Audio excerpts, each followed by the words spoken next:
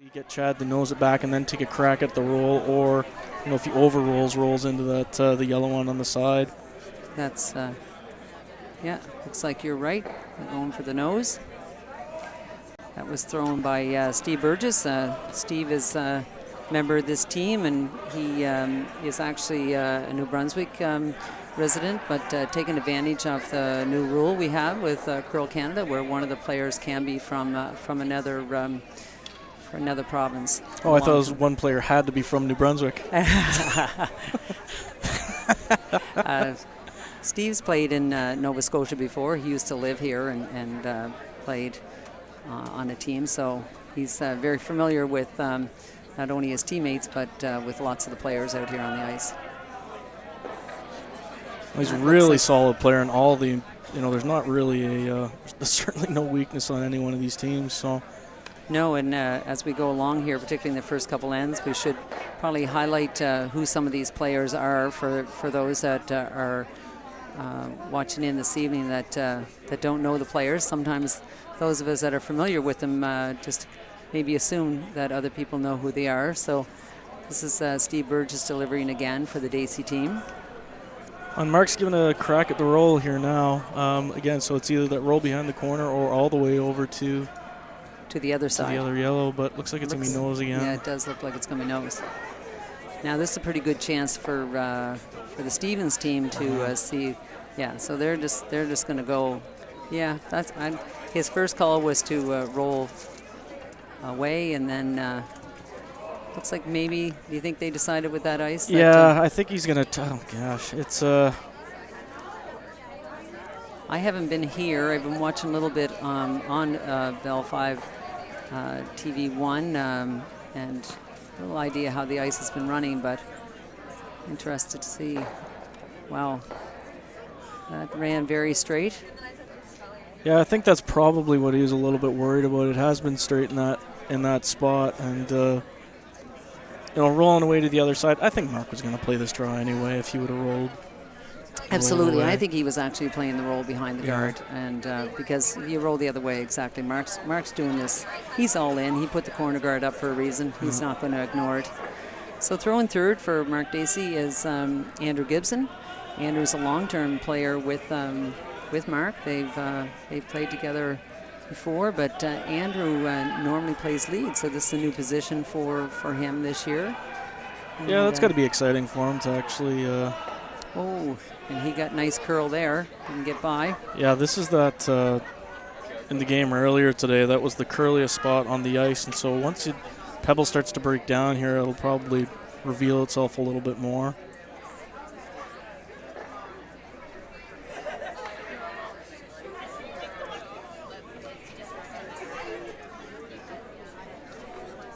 So Chad will probably be pretty good to nose here, I think.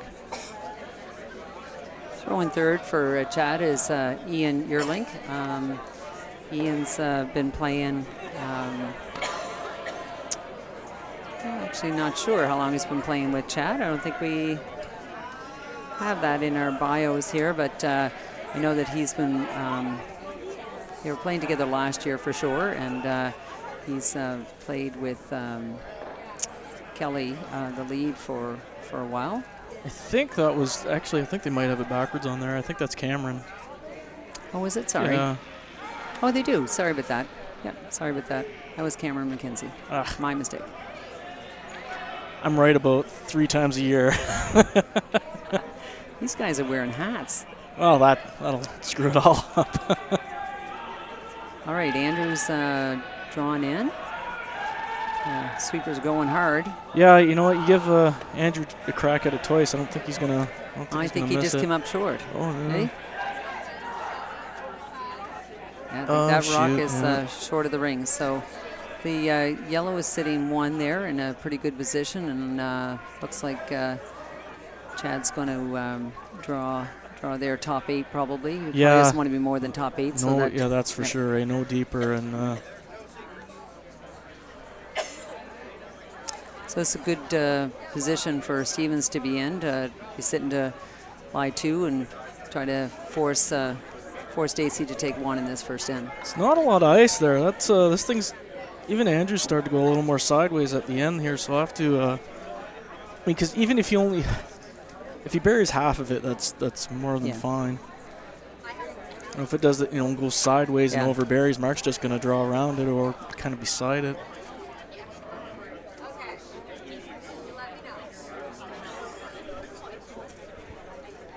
A lot of people here tonight. That's yes, there's a great crowd here at the Dartmouth Curling Club. Not that anybody.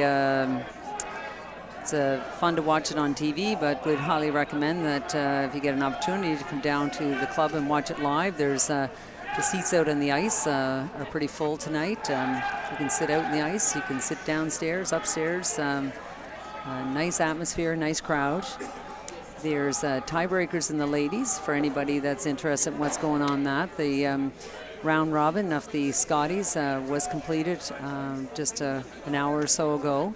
And we do know that we have a tiebreaker at 9 a.m. tomorrow morning. And like I said earlier, there's a chance that there's going to be a men's game on that draw as well. So Chad, I have no idea what happened there. Mark's got, 2 inches less ice than Chad just had. And he's throwing a hit at it. So it might be just one of those things that, just if you get just outside of that center line, it's going to ride it there before it curls, because my gosh, it's perfect weight. Certainly from our vantage point, we can't really see somebody's release very well. I guess we have a TV in front of us, but I haven't been looking at that. But yeah, I wondered the same thing, because you were concerned about whether he had enough ice. Yeah. And now Mark has a great opportunity to get a hit and roll under.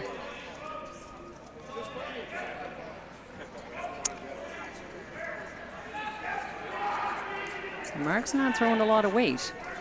He's throwing this pretty soft.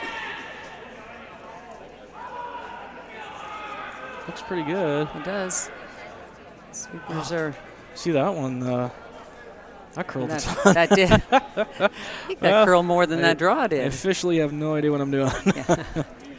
No, he only had about half weight on that. So I think you're right with your first call about the ice there and how much it curls. It just, for some reason, maybe it was just the way that Chad released that one. Or like you said, it started on the other side of the line and held there for a while. But once you're inside the line, it's gone. So another opportunity, though, to make this draw again. And notice he tightened the ice a little bit. Yep.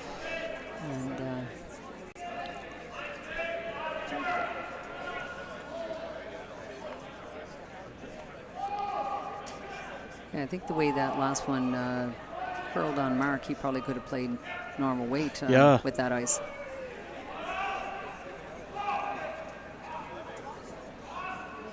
Ice looks like nice speed. I don't have a stopwatch with me. Have you heard anything this week, Matt, about what the speed is? Yeah, pretty quick. And the good thing is that it's been staying the same speed pretty much throughout the entire game.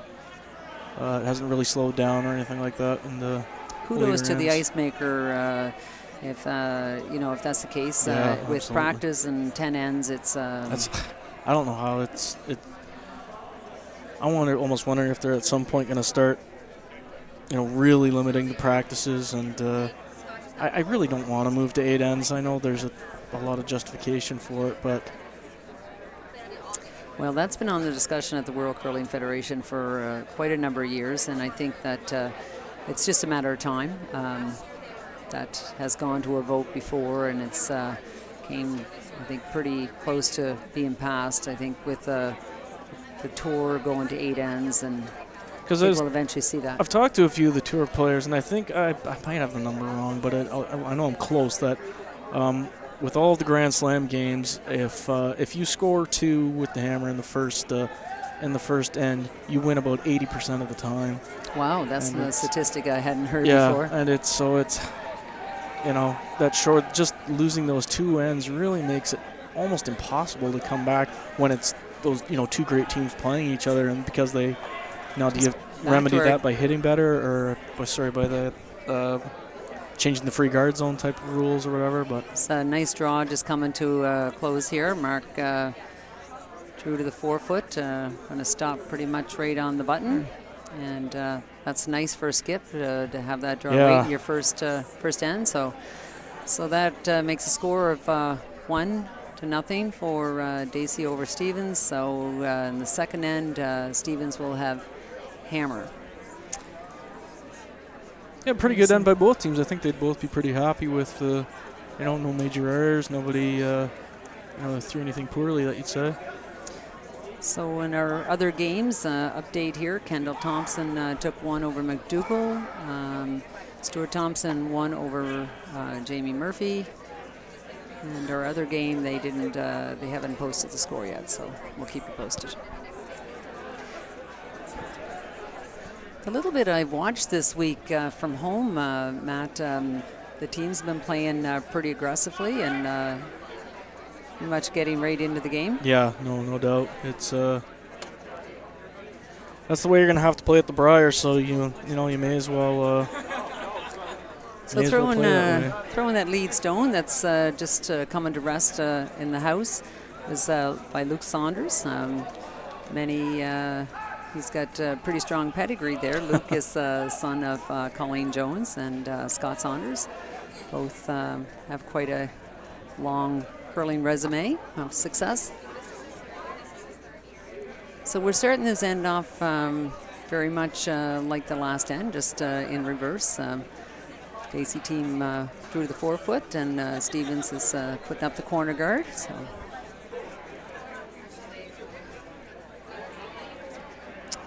I figured he'd go back to that, that side of the ice kind of thing. There's enough curl to get around the corner.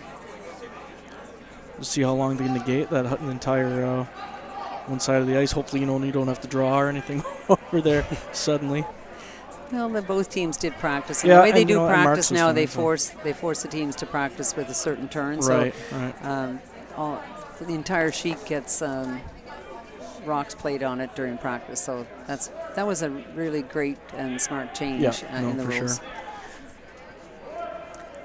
So the call here is for tight guard, and which is going to either be very tight and maybe slip in slightly.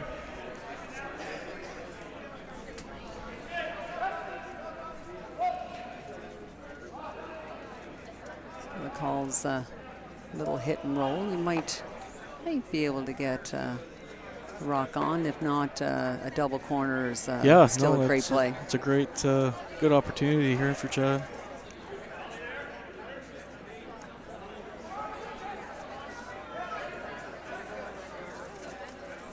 So I was looking around out here during practice, and there's teams that change up a bit, but on this men's circuit, there's some changes this year. But it's nice to see there's a lot of teams playing together. I think he got a biter out of that. Yes, he did. Yeah. So we're going to see some peeling now.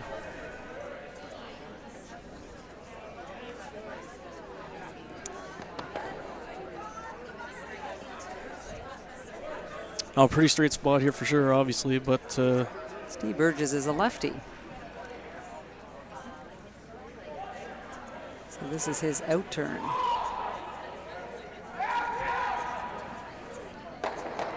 Very nice shot. Perfect.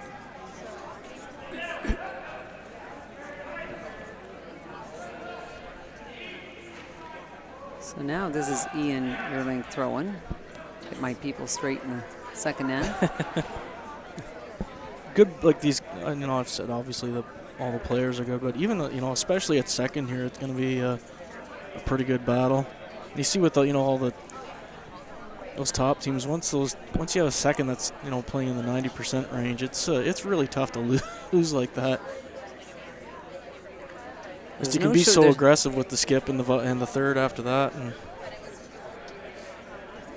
and no shortage of intensity. That's a nice corner guard. So we're seeing signs of the teams having good control of their draw weight, which speaks to that consistency that they've had this week with the ice.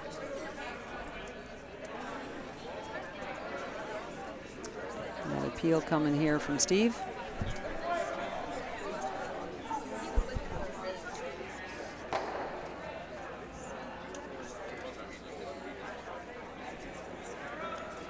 Chad will probably put another, maybe one more. Yeah. At some point he'll probably change and maybe draw to the one in the 4-foot, but stay with this strategy for a while. think he might be switching sides. No. Yes. Yeah. I know. I think the call was to the other side. Yeah. And that could be for a couple of reasons. One, you like to switch up on the other team, but sometimes they have a little intelligence on the other team too, of which turn they like to throw and which side they prefer to peel on. And those are the little things that can make a difference in a big game if you're sharp and noticing that kind of thing.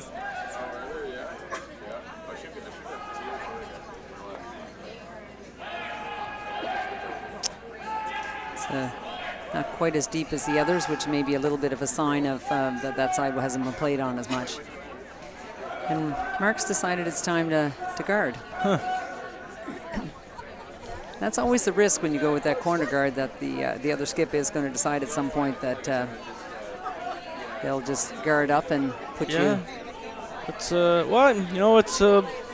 not a ton of curl towards the button, so you get a good tight guard here. It's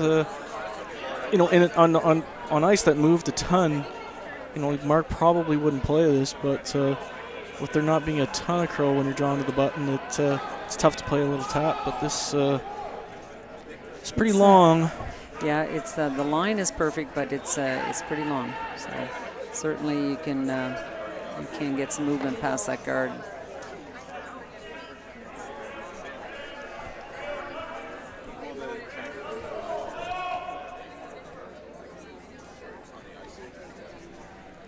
This is Cameron McKenzie's first rock. He's trying to dead freeze, I think, but it's he's hanging out there. Yeah. He isn't by that one yet. He's close. I think they can go now. Weight looks very good. Just hung out there a little too long before he got some movement. Oh, Mark looks like a genius now. Get one in there. They can get one in there, 1-2 with the guard, and Stevens is going to have to peel. So Andrew's just playing, looks like sort of a hack weight or less. This is curling. Yeah, you can probably get away with anything from backline to hack if it doesn't overcurl here. I think he's going to do well by the guard.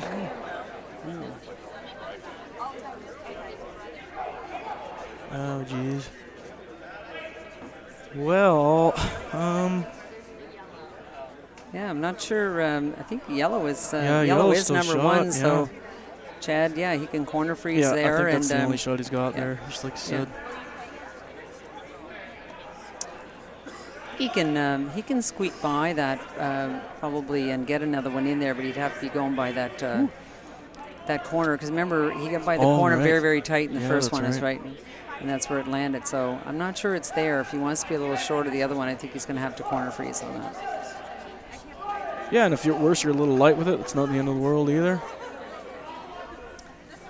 He's not going to want to get forced to one here, but if he gets a nice corner freeze, then he might be able to get some an opportunity to move things around.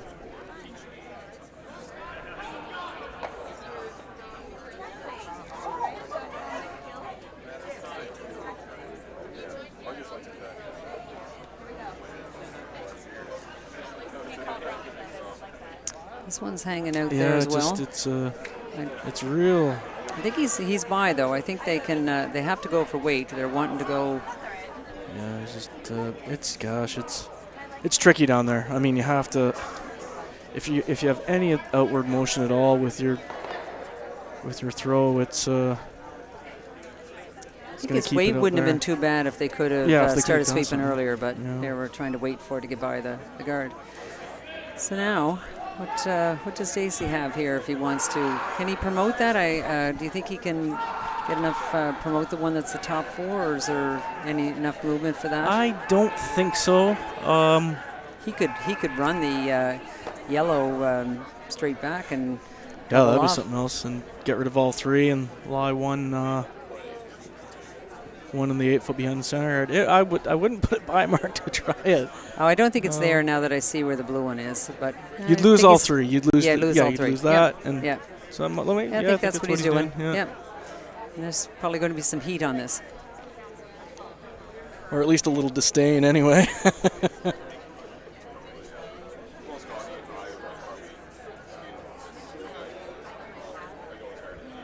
There's not a whole lot of danger. I guess if he does, if he's outside and puts it into the blue into the 8-foot, that's not outstanding, but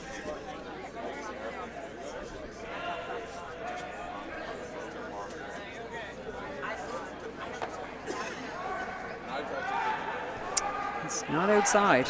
no. I felt it was, if anything, a little tight. Yeah, he's slid a little tight to the center there. And it's tough. You don't want to feed it back out, or it can end up, on that corner.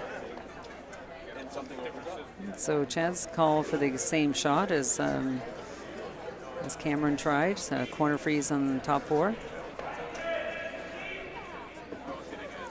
With the ice run a little straight, sometimes you'll see that players tend to be so nervous. And particularly, the only thing that he could have done wrong there was be a little wide. So not uncommon sometimes to be a little on the tight side. Yeah, a little cautious. Yeah.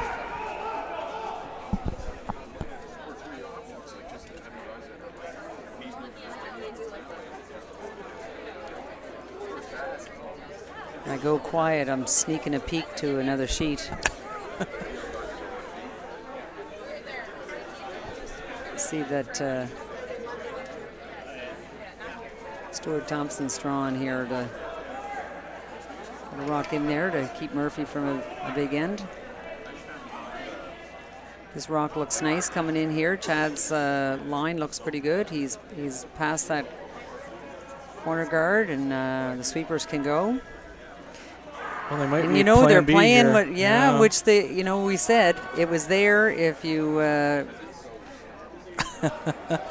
trying to get a look here on the camera to whether it's number 2. I think he's 3rd. Yeah. Yeah. But you know what? Great spot. You can take it all day. Yeah. Well, Mark thinks he can get them both.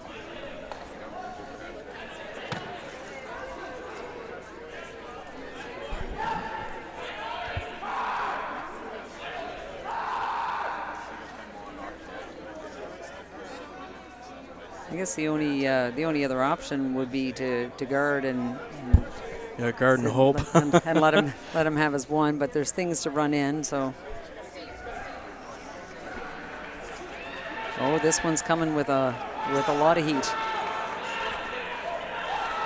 They're trying to call the sweepers off.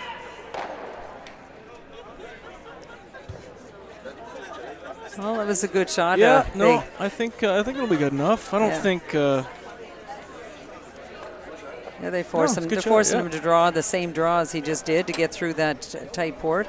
I think I'd be tempted to be looking at this other side. I know Chad just played down this line, but you're always worried about hanging on that corner guard. So this. The intern side looks a little more appealing to me, where you could just think about weight and the line wouldn't be quite as... but sometimes there's a couple reasons. This may be his favorite turn. He did just play it.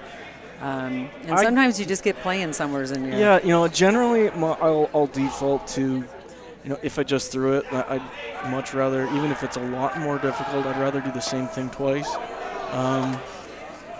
But you know what? That corner is certainly in play. Well,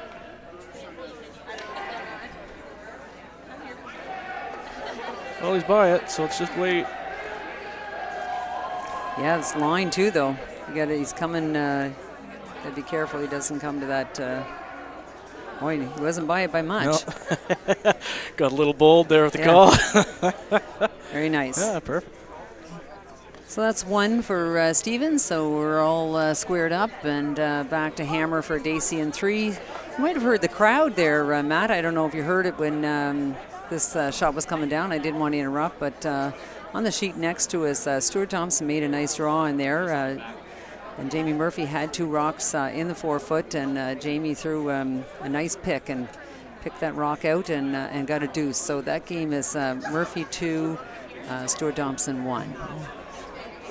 And on the game with Mike Fleming and Greg Power, They blanked 1 and 2, but I see a lot of rocks in play in 3, so I think there'll be a score coming in the third end. In the Kendall Thompson and Brent McDougall game, they haven't posted what happened in the second end. Oh, I guess this is a draw. Yeah. So Brent is drawn for 1 against 2, and he's going to slip heavy and give up 2. So Kendall Thompson steals 2 there, so the score is 3-0 for Kendall Thompson. Hard in our sheet. I'm sure that the Dacey Stevens team's peeking across to those sheets, since it's they won't be cheering for the Thompson brothers on either sheet.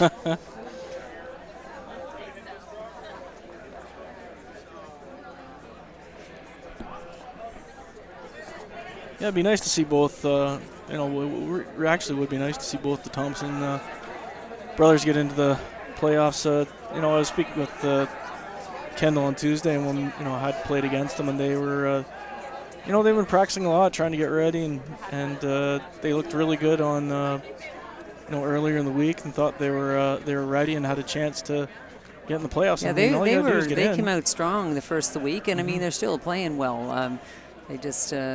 They did look a little dominant there earlier in the week. And, well, they were up 4 in their game at noon and gave up 6, and ended up losing the game. So, they were really in the driver's seat there. But if they can bounce back tonight, Well, that's what it's about, right? You have to recover from those losses. All right, so Chad's decided to put up center guard. I didn't see the call, whether I'm assuming that call was for center guard. And so game on. A little less conservative play and a little more aggressive. Yeah. Getting a little more comfortable. This will be tough to get around this way, I think. It was earlier today. But if you miss it correctly, if you miss it either just a biter or top house, and you're only bearing an inch of it, that's not too bad. Anything but T-line and wide open, or weight looks nice. Nice. So it's relatively open, but I'd be doubtful that you could get an inside on it. So yeah, I'd probably end up just freezing to it. But Chad's gonna get rid of it. Maybe nose it, put it up a little bit higher. Then maybe Mark will hit and roll to the side, and Chad can give it a try to roll back in.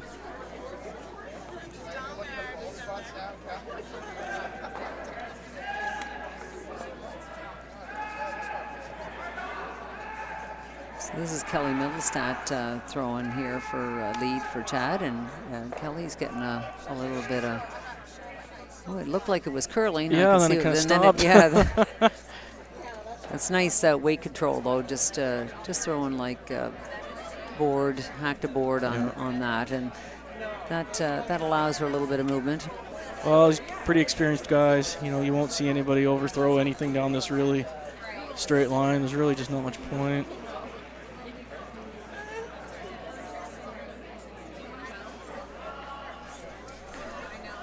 So if you weren't with us in the opening there, I do want to acknowledge our sponsor for the men's division here. The sponsor is Deloitte. We're happy to have them on board as a multi-year sponsor for the men's event. And of course, I didn't look up how many years, but I know we're in the 30s of sponsorship with Scotties for the Scotties Tournament Heart. So tremendous sponsor on the ladies' side, and like I say, happy to have a sponsor come on board on the men's side. It really is just synonymous with curling, Scotties and curling. Yeah. It's just you look at, you see it in the store, you just think you just can't. There's never been another type of toilet paper in my house. It's a law.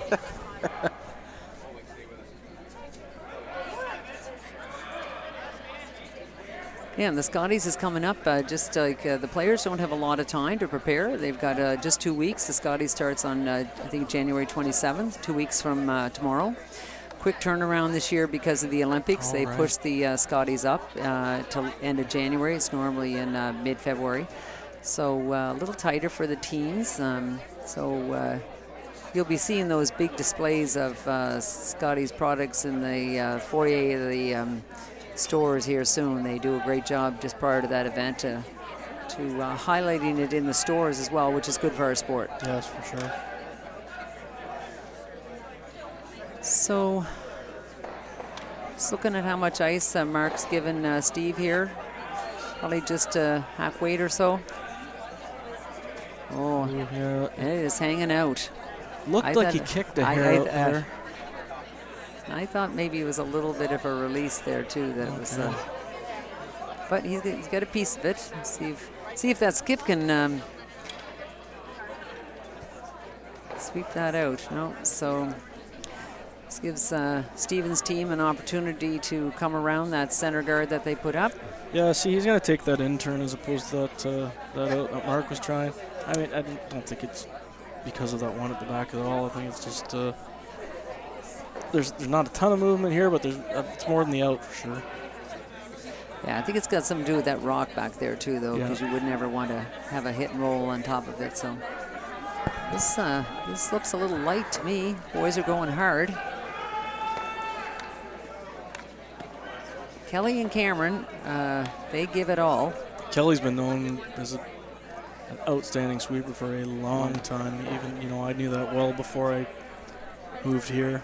Yeah, so Matt, we were chatting about that earlier. You just moved to Nova Scotia a few years ago. Welcome, and which club are you a member of now? The Mayflower. Very good.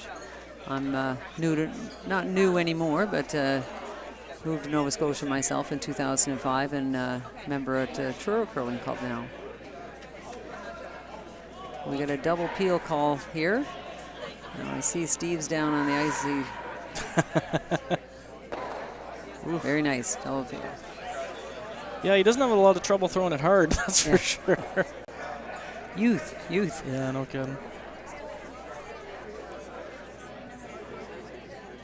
So when we were introducing ourselves to each other earlier, we discovered that Matt, when you were in Ottawa, you played with my cousin Ian. So we're giving a shout out to Ian Macaulay, an ice maker in Ottawa, my cousin and former teammate of Matt's, if he happens to be joining and with us tonight and watching this from his home in Ottawa.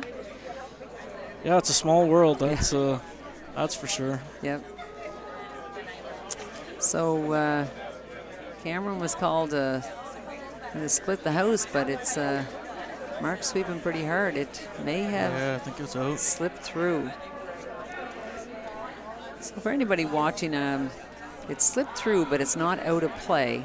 So it can still come into being a useful rock as a jam rock. Personally, when I'm skipping, I hate those rocks. I just say there's something to trip over. Yeah, I was just going to say that. The number of times that I think the reason I ever fall is because of those things. Well, it's not, not a great opportunity here for Mark, but it's something. Yeah, so he's playing the freeze. He's trying to see if he can generate a deuce. This looks a little heavy. I think, it's not going to be a dead freeze for sure, and Chad's going to make sure he gets some separation there to make it easier for him to hit that blue stone. The line was pretty good there, but I wonder if he had a little better weight. I don't know if he might have lost the line, because line was almost perfect, even though it's a little heavy. The problem becomes now what do you do? It's, do you take a run at trying to get rid of both of them kind of thing? Because if Chad knows this, then it starts to become a little bit of a problem for him. I don't think he's going to want to nose. I think he'll want to peel out of there probably.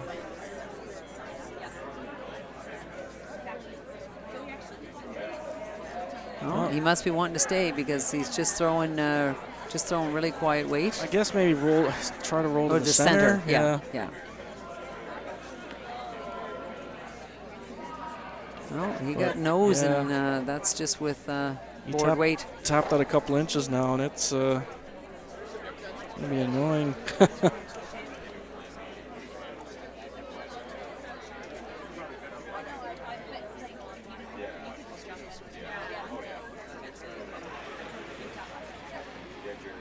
Oh, okay. We're playing with some weight here. I guess we've decided not to do the freeze. Yeah, I can just maybe not enough time to set something up. Go for a blank now. Oh, there's that jam I was talking about. That almost worked out pretty sweet. That the jam over there, but it rolled out. So I can't tell from our vantage point whether that yellow rock is. Oh, there we go. Thank you to our cameraman for switching views, so we can see that yellow did stay on. So the good shot here by Stevens is going to create the force situation for Dacey. Yeah, a good opportunity to have a nice easy force for Chad.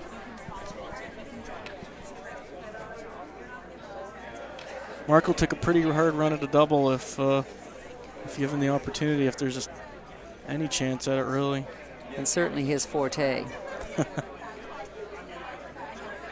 So as we said earlier, this is 8 highly experienced players on this sheet, all very hungry for that berth to the Briars. So you're getting down to that stage in the week where, where they're serious all week, but certainly the nerves can creep in a little bit more, and experience helps a lot in that situation. Oh, for sure. This looks like a pretty nice shot when your front end's just cleaning. A little sweep near the end, and keep those 2 rocks separated, make it a pretty tough double. He'll probably play the hit and roll. Yeah, just hit and roll now. That's all he's got. That's update from the Stuart Thompson Jamie Murphy game. Stuart Thompson scored 2 in 3, so the score is 3-2 for Thompson over Murphy. Well, Murphy's got first place sewn up.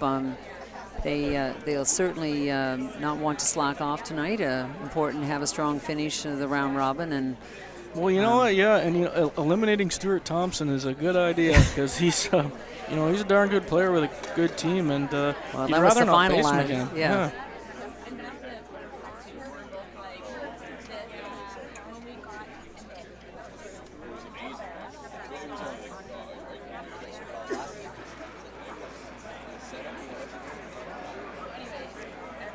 So Mark's he's playing. Yeah, he is trying the double. And he was close to it. That's a tough double. I mean, you're. I would suspect that they're going to change it up. They're going to move to the. I think the call maybe was to just get this. I suspect in the 12-foot or so, make him think about whether he's trying to run a double or whether he's going to draw.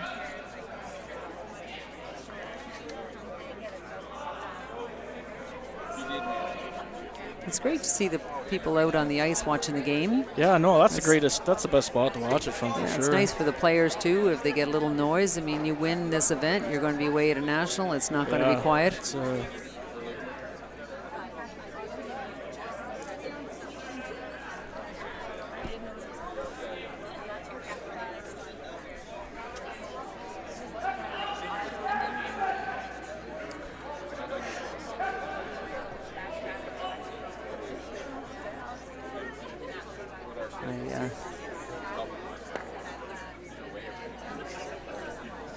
Chad must have been reconsidering things a little bit. It took a little while in the hack. I'm not sure what. Got lost on the way down. Yeah. I think they must have been having a little chat about the line and where they're going. Yeah, the speed should be just the same as it has been right down here. It's so you don't want to get too cute with it. I mean, you try to be perfect and place it perfectly top 12, and you end up just short of the rings, and you don't want to be where he is, but I mean, you just can't miss it short. So Mark might try to blank this. He is, yeah. And, you know, trying to blanket's got some risk. He could hit that one, roll out. He could, the biter, he could jam. Still going to be interesting here.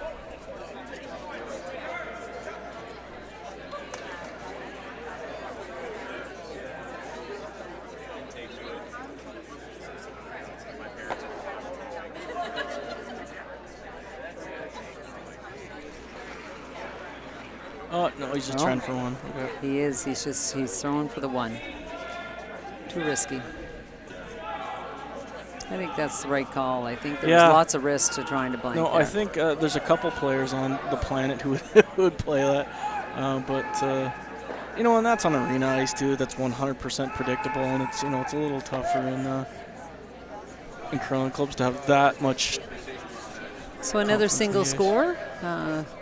2-1 now for Dacey, and Stevens will have the hammer in the fourth end.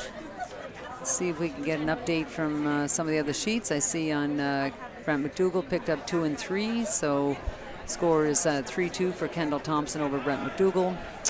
On sheet E, we have a deuce by Mike Fleming, so the score is 2-0 for Fleming over Power.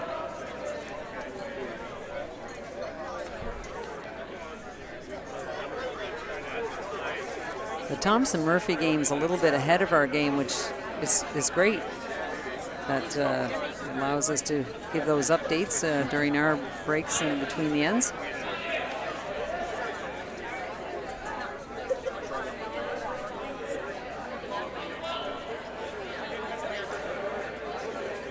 So we call for this. Yeah, top four looks a little warm. I think she's going right through the house, maybe with a little sweep. Jeez.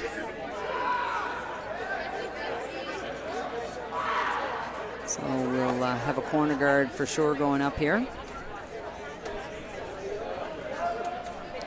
You know, Mark's just thinking now you're going to be behind pretty much the whole end here.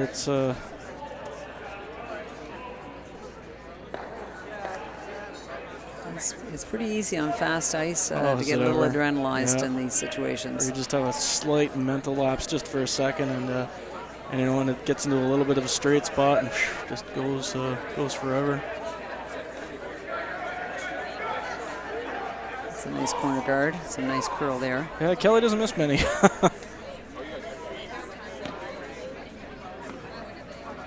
You can find Kelly Middlestad at the Truro Curling Club most days at lunchtime. He's a dedicated guy for practice of this sport.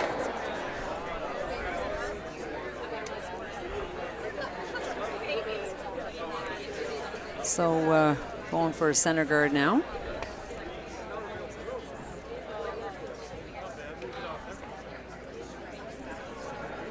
This looks pretty nice. Looks like they could probably go on that a little bit, but they're waiting for it to take a little curl before trying to finish it, get it to the center line. Probably would have liked that a little bit tighter. Yeah, you're pretty happy for Chad here.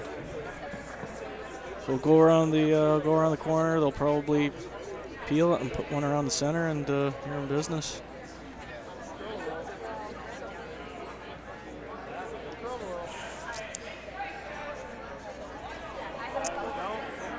There was a little bit of a positive release on this one. Yeah, I just kind of held my breath there for a minute while he did that. Yeah, but the weight looks really nice, and it's coming hard here at the end. I think with a little sweep, and it's T-line weight, and it may not get fully buried, but it's for sure going to be half buried. Well, I think Mark will freeze, but it's tough to. No, I think he can see half of it. Can he see enough? Yeah. I think he can probably see half of that.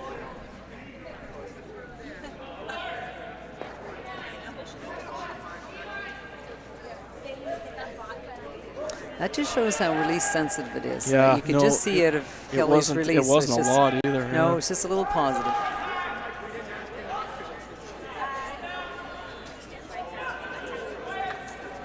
I gotta go in this one. It's curling. Oh, nice.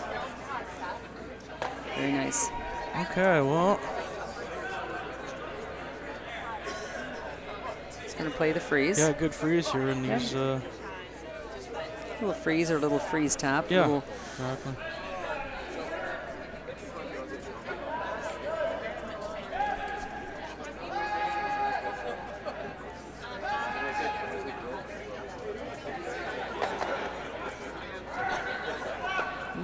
I think Ian thinks his rock Yeah, I was gonna say he's looking behind him Yeah.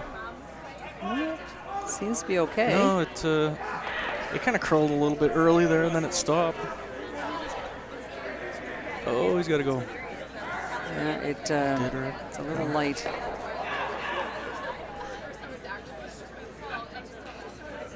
It's unfortunate when those things happen, because I think Yeah. there must have been something happened there. He was looking It behind him. curled early, but I'm not saying that in the sense that that the nice way of saying he cranked it.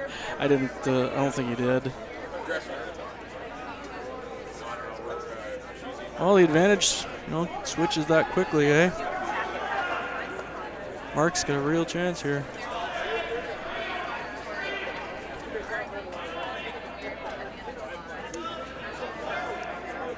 This is this spot that they played a lot in the second end, Right.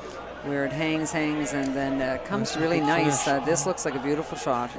This looks like he's got just top 4 weight. It's going to be pretty well fully buried. Jeez.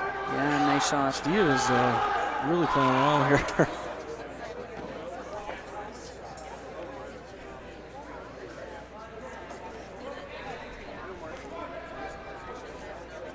He's not making half shots or anything. He's really making quite full ones and keeping the pressure on.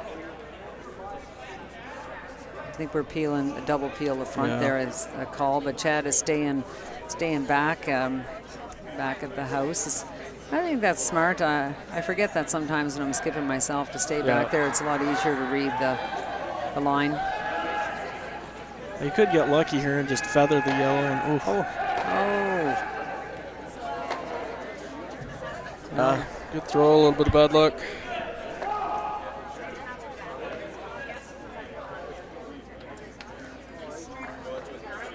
And Mark's going to try and get that guard. Yeah, he's looking at where to get that guard to make that double peel as hard as possible. Yeah, for sure. See, both. The other blue is solid behind that corner guard now.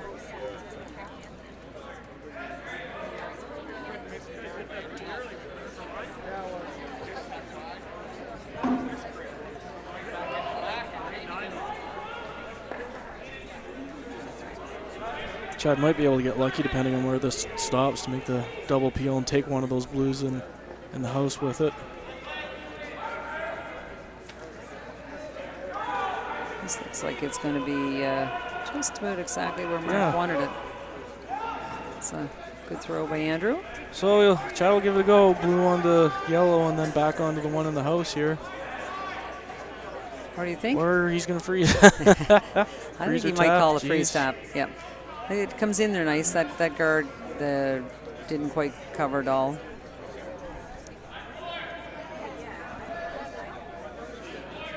See how Cameron releases this. It's one thing for sure. It's a release sensitive ice, and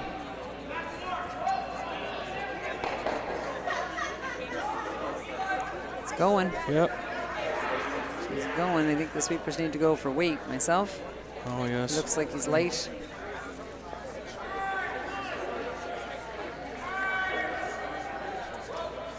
Nice line, and he got right to it. I mean, it's a good rock, but I think he would have liked to have moved it back and be number 1. Yeah, Chad's certainly capable of making something, real difficult for 2. So. Yeah, no, he's got those run backs on the.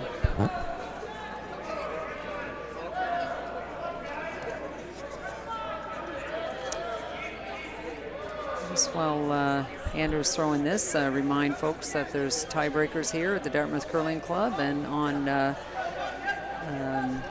Bell tomorrow morning, 9 a.m. The semi-final, the schedule is not quite set. It kind of depends on these tiebreakers of the men, whether there's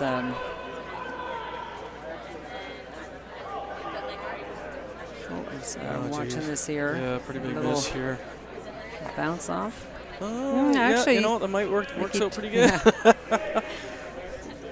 But Chad can make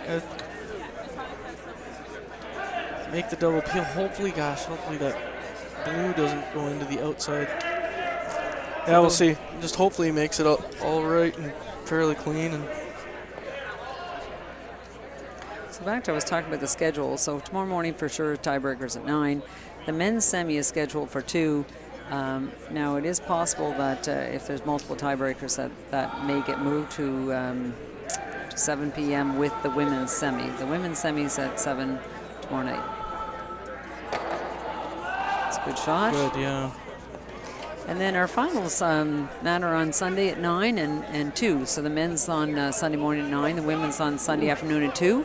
Encourage folks to come down and watch that live or watch it on Bell 5 TV 1. These games will be all commentated as they have been. 2 sheets have been commentated every draw this week. That takes a lot of volunteers and a lot of effort from Bell to offer that service, and thank you to them, and thank you to all the people that have commentated this week. It's nice. We were saying it's tough to do these by yourself, so it's really they try to recruit 2 for every game, and that's a lot of people, a lot of volunteer time. Takes a lot of people to put on an event like this, a lot of volunteers. Yeah, we were talking last game about just how any of these events, whether they be World Curling Tour events or provincials, the number of volunteers, it's just remarkable. And it's not just quantity as well, it's a lot of time and a lot of effort, and you need good quality volunteers who are reliable and can run big events, because it's a lot of work. Well, that's one thing that our sport is known for, high quality volunteers. Yep.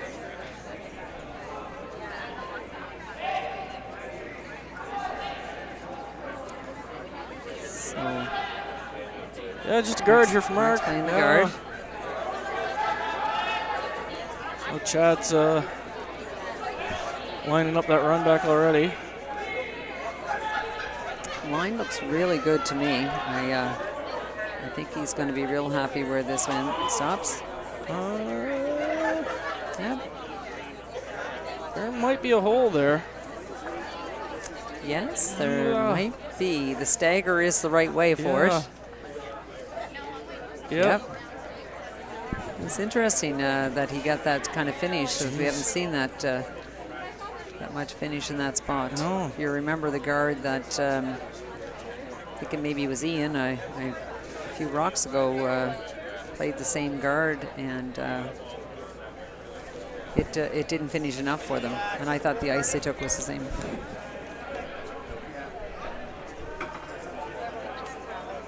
So I'm guessing kind of hackish, type thing. This is a big shot for Chad.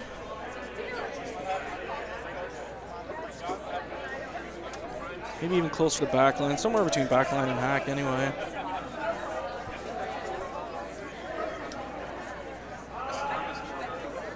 Yeah, closer to hack.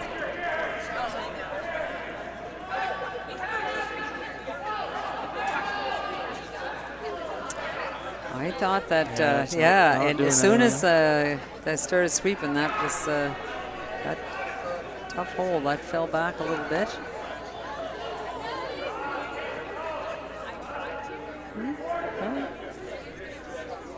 Still hard for Mark to block everything so that he doesn't run something in. So he'll play this guard, and Chad can decide which one of those yellows he might choose to. Not an easy shot, but he does have a shot just the same. They're frozen, so. Yep.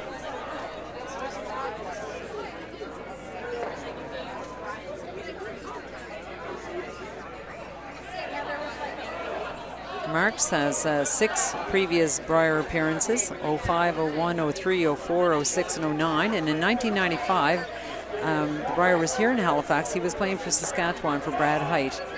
And they were the runner-up that year. And in 2006, he had third place and won the Brier in 2004. That was an exciting game, and was bronze at the World. So quite a resume that Mark has.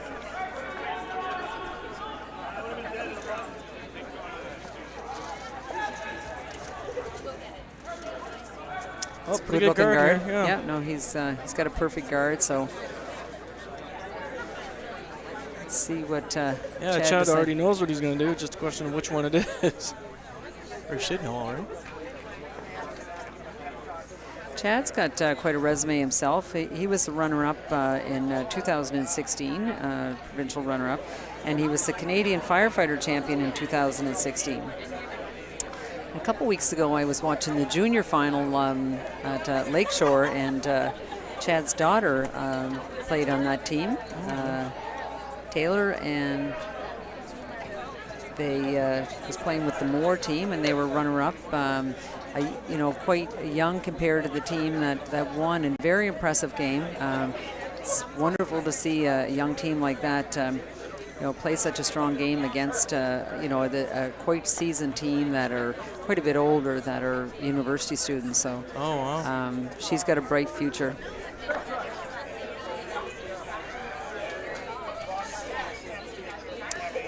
Well, I like the one he picked. Yeah, I think so. It's good, kind of good in your head, because it's difficult that it's too thin. So, if you hit it thinner the better type thing, it's really tough to go over the top. So it's not much. There's not a lot of play in your head. And they've played this line a lot. That's the spot that. You don't want to throw it. It's not a heater for sure, but.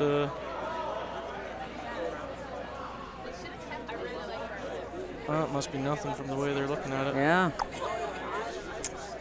Well, so a steal of 1 for Dacey. So the score is 3-1 Dacey over Stevens after 4. And Stevens will have a hammer again in the 5th end. Give an update across the sheets. Kendall Thompson got 2 and 4. Score is 5-2 for Kendall over McDougall.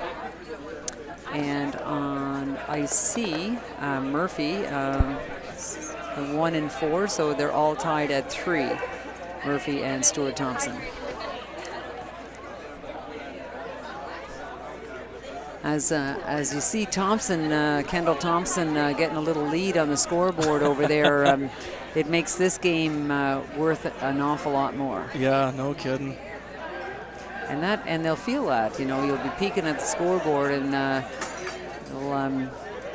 little extra pressure on this game. Kendall had a big lead, as we said, last game as well, so hopefully he can. You're not like the announcer's curse, are you? No, I know. I didn't want to say it again, but it's. I don't. It's, and that's the type of thing happens in curling all the time, though. So I don't think you're really thinking about that. They've been playing well. It's. If you're really struggling and then that kind of happens, that's one thing. But if you're playing well and you just have one blip on the radar, then it's a lot easier to just kind of let it go.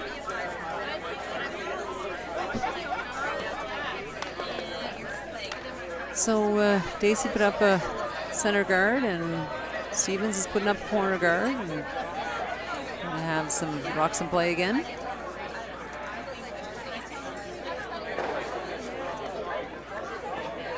I'm actually surprised that last one of Chaz. To be honest, watching him slide out, I was worried that he was inside. So with the up weight.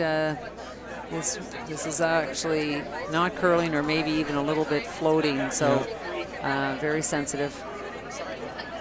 Yeah, you almost got to kick out at the center of the rock and just believe that it might go back a little bit for you. So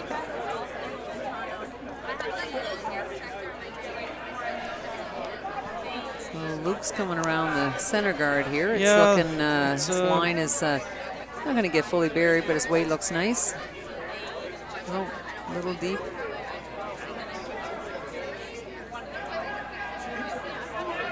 And didn't take long for Chad to decide that he's playing the freeze. No, yeah, in all honesty, the center is probably a hair high, and that one's probably a hair deep. Yeah. So it's...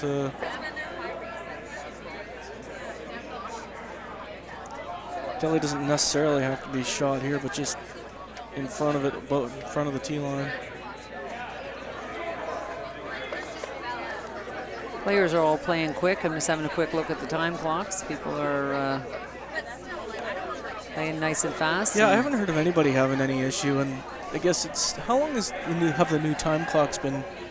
Oh, it's been probably like 7 or more years. Really, I'm just that thinking long, of one eh? that the think time's been in. Yeah. The think time was again a good decision. It's a lot more logical. Used to penalize teams when they got behind if they were drawn. And exactly. They should really have, some people have it in their everyday life. Wouldn't mind it in club play once in a while. Oh, absolutely.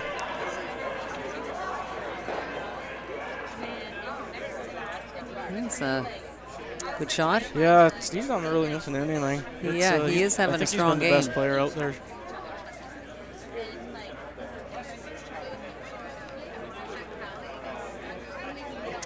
Update from the Power Mike Fleming game, tied at 2. Everybody's in the 5th end. Just a reminder, if you're not familiar, we will be taking a break at the end of this end. The players have a mandatory break, and they do a sweep of the ice, and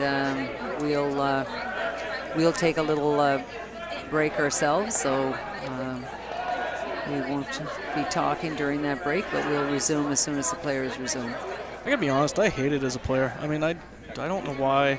Did you hate it when you were losing or winning? I hated it all the time.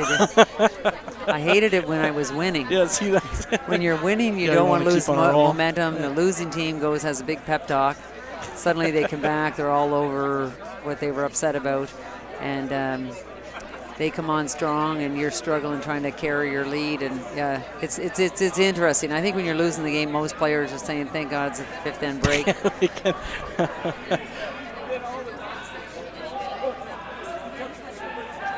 That's why it's mandatory. They'd be fighting out there if it was optional. No, I want it. Yeah, no, I don't. You're so right. This is a good-looking shot. Good-looking shot. Like I said, Steve's having a great game. So this is our most interesting in here, Matt. We got a lot of rocks in play. Which I would like to just tap that flop there. He could even freeze, but it's probably safest just to poke that back a bit. Yeah, like you're saying.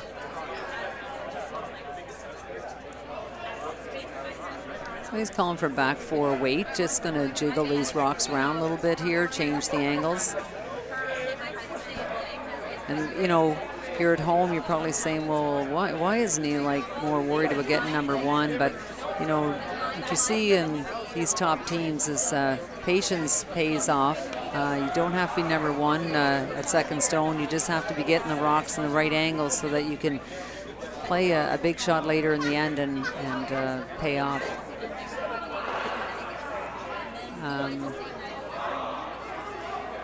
It's starting to come in here.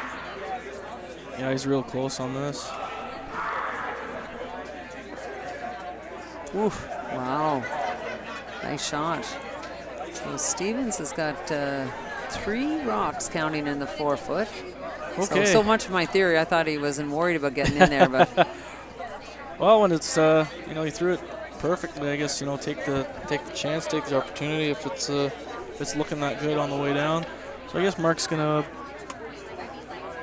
Looks like he's calling just to kind of tap it to back 8, stick frozen on top of that one that's in the top of the 4-foot. I'm wishing that center guard wasn't out there. Yeah, well, it's like you were saying earlier, it's a little bit long, and so there's lots of room to get a bunch of rocks in behind it. Yes, oh man. A little bit up. If he flops to the side here, it's I'm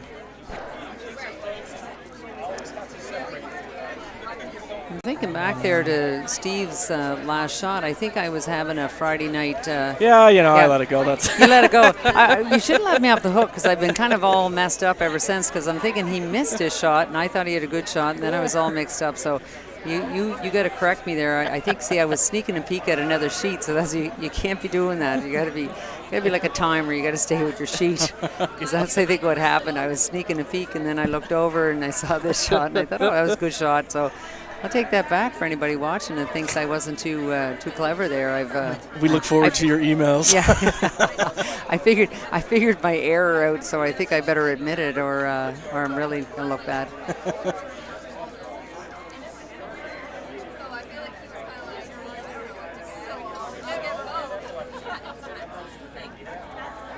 Okay, just freeze, I think, eh? Mm-hmm. Again, though, you can't make the mistake that Andrew made by being a little heavy there. At worst, if you're short, that is absolutely fine. Heavy and kind of rolling off it, that's what your cousin would hit me for. See that? Ian would be upset with me. Yeah. Mark's got a good chance here. Just come in and freeze. What do you think? I think that he can play the. Okay, you're right. That's what he's thinking of. Yeah. Yeah. I mean, if Mark can get in there, like he doesn't even if he holds Stevens to one this end, he'd be mighty happy. The way it's looking right now.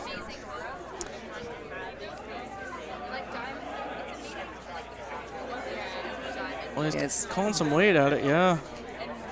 No, he called for the freeze. Oh, did he? Okay. Yeah, he called for the freeze. Oh, good. Okay.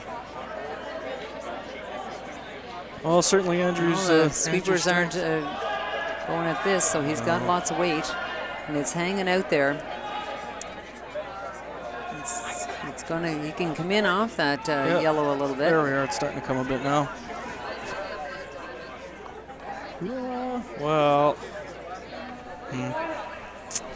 It's not too bad actually, because it's pretty hard to get it out of there without.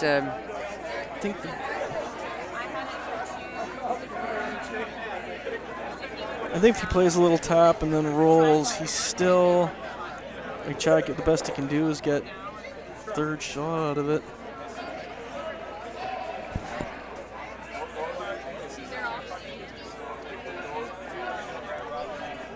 Cameron's coming down to have a chat with him.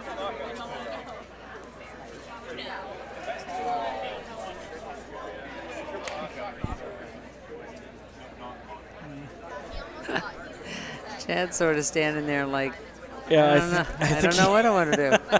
Or he already knows what he wants to do and he's saying, why are you down here? But no, I think it's the former. I think it's the former as well.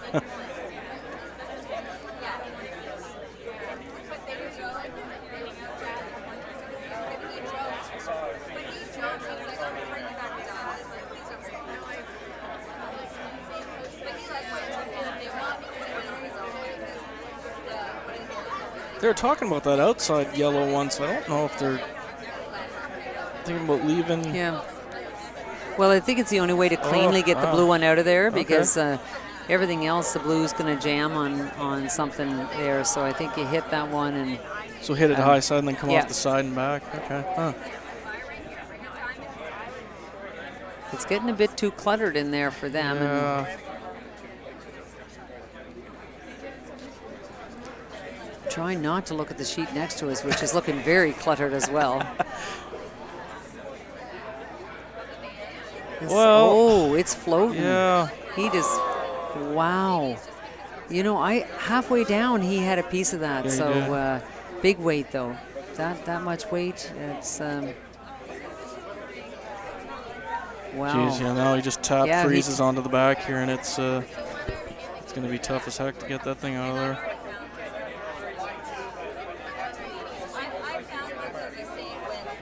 Yeah, so great opportunity for Dacey here to put a lot of pressure on Stevens. We're down to skip rocks. Mark's first.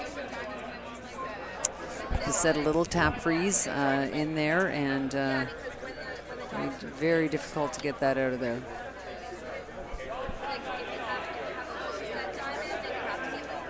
But he's already number one, so the pro side here is short.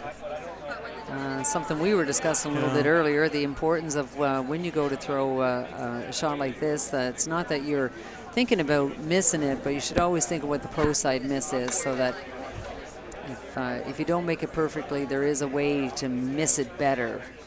And this is a case where you wouldn't want to be heavy, end up hitting off the yellow one on the outside or something, and if you came up a little bit short, still very difficult here it's going to be for Chad. As long as they can get it lined up to go onto that back yellow, it should be pretty safe.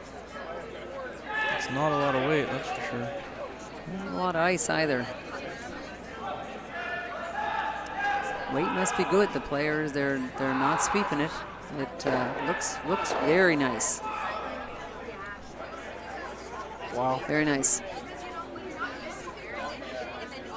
So I think the way they are now, there's no hit off, there's no double, and so really the only thing that Chad's got is to draw just in from the other, draw, the intern draw to try to get right to the nose of it. And it's hard when you've had an end. You were sitting 3 in the 4 foot here a few minutes ago, and you're thinking you've got a big end building up, and now you're scrambling with one shot to hope you're going to get one out of the end. But you have to try and forget that and try to get that one. Very important for them to score this end. They go to the 5th end break after a couple steals. It'll be tough. So. Oh yeah, if you feather the guard or feather off that one and roll to the side, Mark's looking at a steal of 2, and that'll down 5-1 at the breaks. Not where you want to be. If this is kind of do or die here. Chad's a good drawer. Oh, is he ever?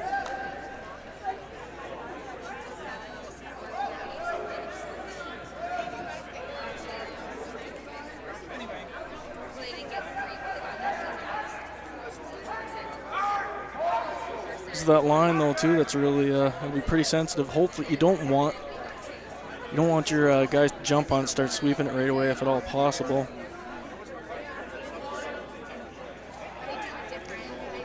Yeah, the theory is on curly ice you can sweep early and then let it go. On this ice that's not as much curl, you have to try and be more patient and sweep late. This looks very nice. Let it finish a bit. Oh. Yeah, it's got number 1 there. I don't know if I would have been doing that late sweep. Yeah, that's. I felt like it was the line was pretty important there to let it come right to the. Yeah, it had to face every little bit possible. Yeah. I guess there's not. I think Mark's just going to make contact with this, and it. On the high side, and this is a shot, more of a men's call than it would be a ladies' call. Not a natural for a lot of the women's teams to think of what he looks like he's going to call here. Well, it's that real straight spot, like you're saying, with weight. It's certainly not. You're not going to get any curl out of it. So he's probably not throwing a ton of weight at it. But gosh, you kind of have to. It's Well, I would say with that ice, he's playing no more than board. Yeah, that's.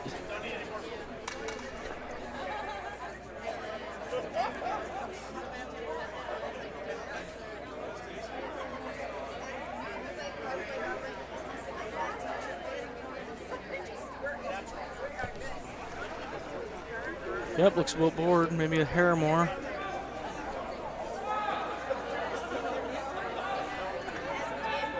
Looking pretty good.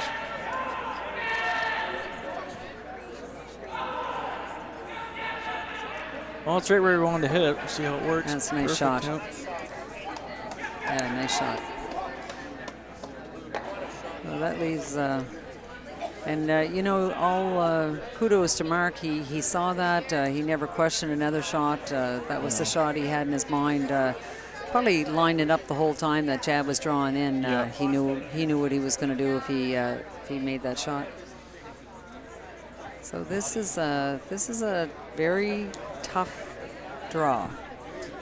I don't even know if it. Yeah, it's a team there. draw. Yeah, it's need about 6 teams. The skip's got to throw it. Cameron has to decide if it's got enough curl there to it's. And Ian's got to kick it when it right at the end.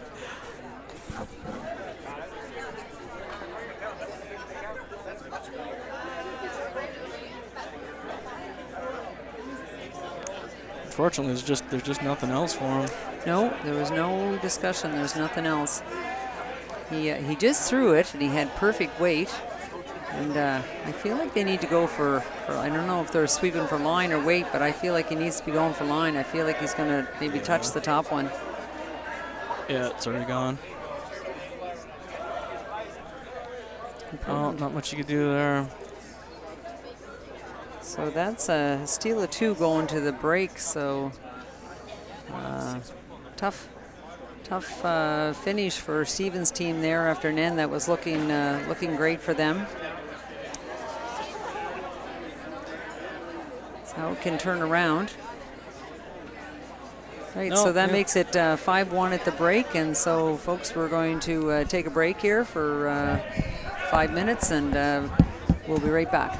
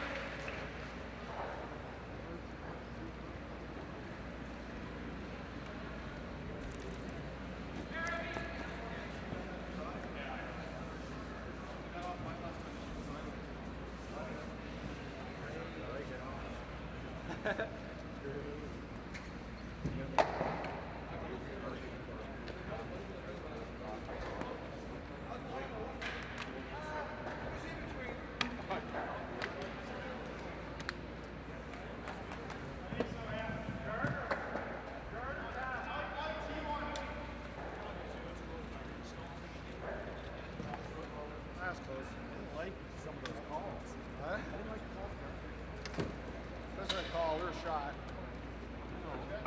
We're going to leave him across to get into the center again. That's the problem. And then you're looking at 3 all day. What do they play off in the guard? Run back. Or they're feeling, but Pretty good spot. If I make my bump a little better, it's okay. then we open it up.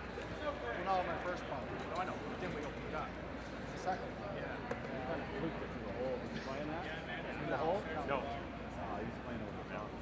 It's okay. Yeah. So, we didn't start the game with hammer. We're down 2-6. Got to be sharper tomorrow or Sunday. Finish it off. Actually, I don't think people I think we're playing better. They got a little lucky. They got a pick in 3 and game 2. I know. Changes the board significantly. So, they're really strong as well. So. What's our time left? Down. Wasting a lot of time on those 3 shots. Yeah, we're down probably high 18s, maybe 19 minutes. Started again. We didn't start the game with hammer, and we got a pick flash from game 2. So it's not a fun. Found it. Yeah. Give her notice the trend. They're scoring 1, 3, and 5, and we're going to keep scoring 2, 4, 6, and 8.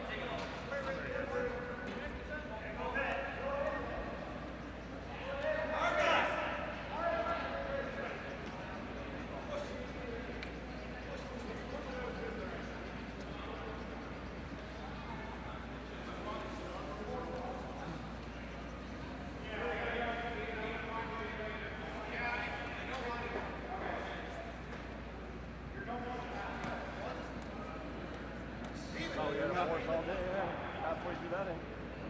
Halfway through, yeah. I still like the call on the guard. I like that. I was big on it, but you guys liked it, so that was the main thing. Just thinking if I made that again, probably triple. And then they're very. I overthrow it.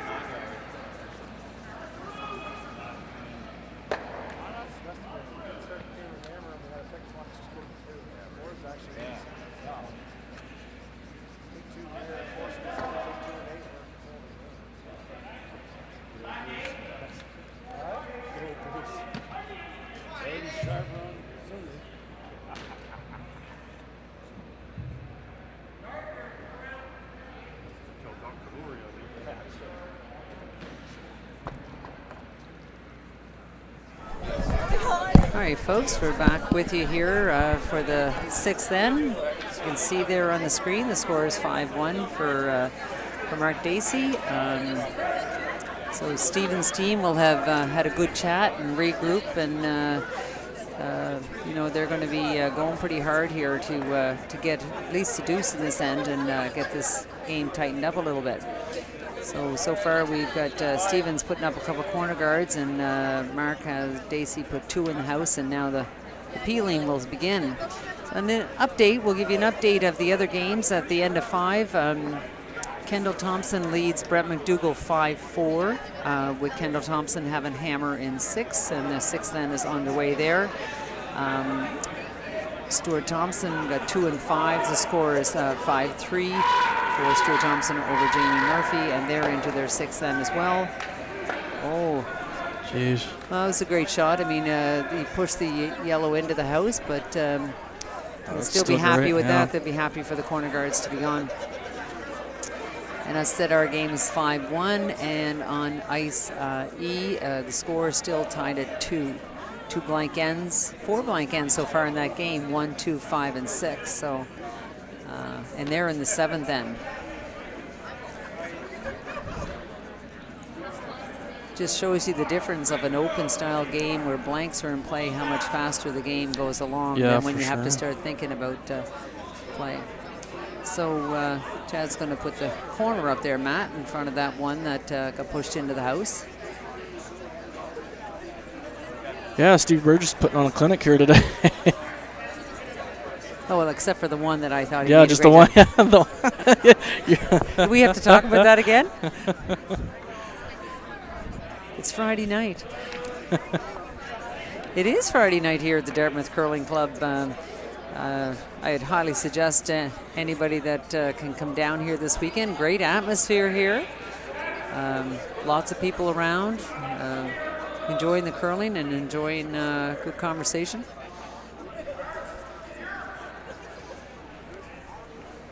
Again, a little shout out to our sponsors. The sponsor for this men's provincial championship is Deloitte, and Deloitte is a multi-year sponsor, and very happy about that. And of course, from the ladies' side is the long time sponsor, Scotties. For anybody that's just joining us, we were telling you earlier that there will be a tiebreaker in the morning on the ladies' side, and I'm highly suspicious there might be on the men's side as well. We'll see how these games go here, but if either Thompson team wins, there'll be a tiebreaker on our sheet. The winner of this sheet, Dacey and Stevens, will secure second spot. Jamie Murphy already has secured first spot, and he will sit out till Sunday for the final. And then there could be tiebreakers for that third spot. So people at home are probably saying, like, wow, there's 3 blue rocks in here and he's drawn. Yeah. But you know, they need to get some rocks in play here. It's a good call. They lost the line a bit. It needed to. Yeah, it needed to be number 3 there. Yeah. Yeah, it's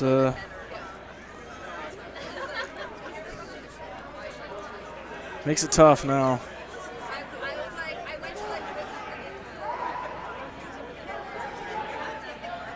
Just a tight guard here from Andrew, and then Chad's got some decisions to make here.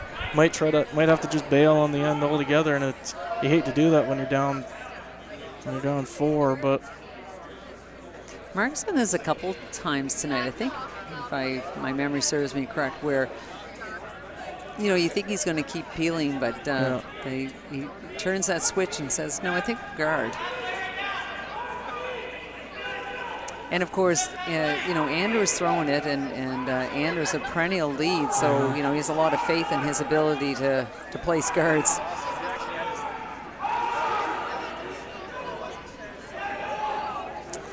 And very nice guard it is.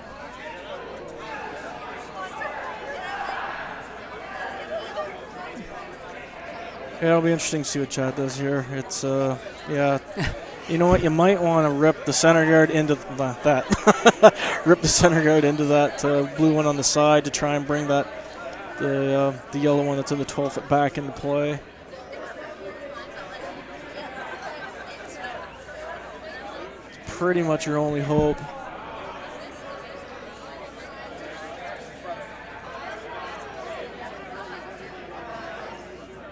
And he may jam it into his own. It's never good when it's going like that. Yeah, when it rains, it pours, eh?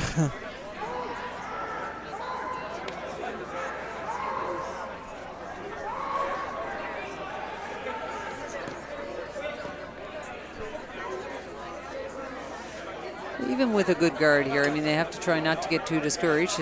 Still got the 4-foot open completely on one side. So yeah, for sure.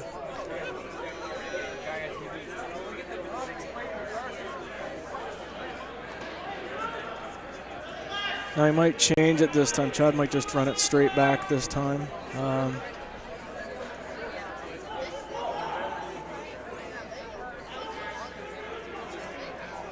Even if he runs it straight back, leaves the guard up there, but then changes that stuff in the house, might leave him somewhat a draw. Hence why they're playing the guard pretty long. Yeah. Make that a harder. Sometimes we've been referencing that the guards are long, but that's a case where the long guard is good. If you come in tight, you make that run back a lot easier. Well-placed guards by Andrew.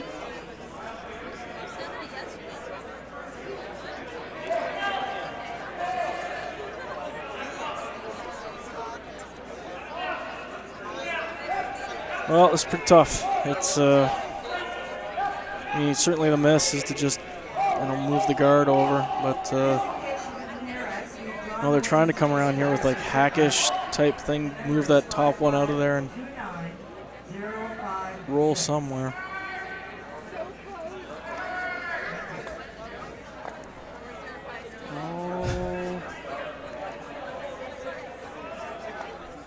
Just sort of holding my breath there to see if that was going to work out for him. It was very, very close to a great shot. Threw it well, he just, did.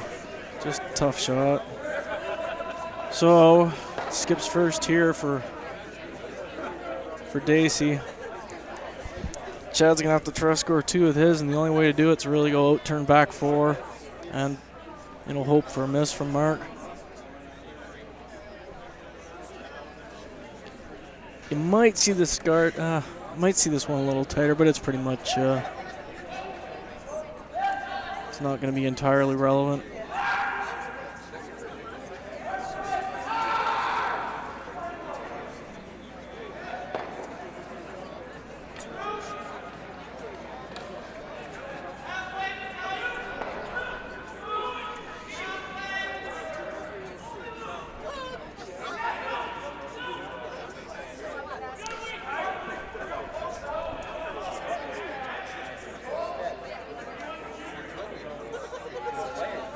Well, you're right about it being quite a bit tighter. Well, what that really does there is it does provide the guard, and it also tightens that drop just a little bit as well.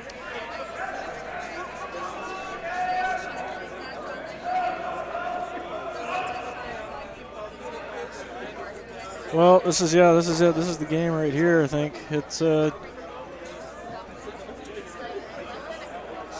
Chad's trying to go back 4 around all of that, stuff, and then hope for a miss from Mark, and then get another one in there for 2. It's almost, what's probably going to happen. It's almost kind of just a practice one. He'll throw this one into the 4-foot somewhere, back 4. Mark will peel it out, then he'll do the same thing, take his one, and then just be all in for every other end for the rest of the game.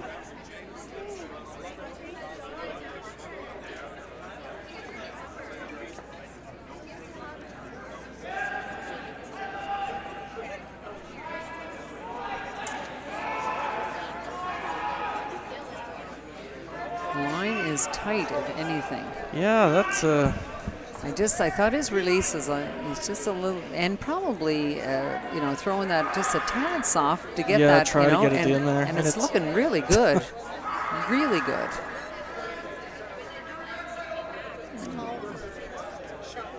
All right, a little bit. Yeah, it's almost too good in terms of the freeze. I didn't stand up, so I didn't. We don't have our vantage point here to see the whole house. I have to stand up, and I thought he was going to be able to get around that. Yeah, just a guard here, and then he's going to have to go out wide to try to get that one draw. I think, I felt like he threw that a little soft, and I think that happens when you don't have a lot of curl. You're worried about it hanging, so you kind of try to help it a little bit.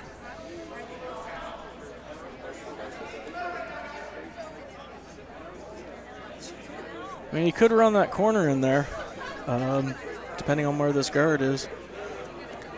I think I'd call that a Hail Mary. Yeah, for sure. It's just almost coming back on a team like this when you're down 3 without. It's almost a Hail Mary either way.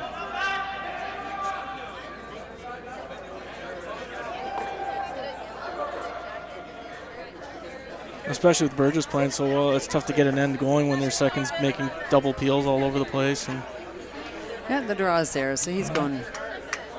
Oh no, you're right. He's going for the run in. I've seen Chad make this exact shot 3 or 4 times, and I've only seen him play 10 games. So it's. I got to stand up and have a bird's eye view of this one. Making a shot like this not only helps the scoreboard, but would give the team an enormous boost. Yeah, no, it's and so we'll be watching this. You got a little bit of room for error because you can come off the that other blue as well, so it's kind of a little bit of a bigger target.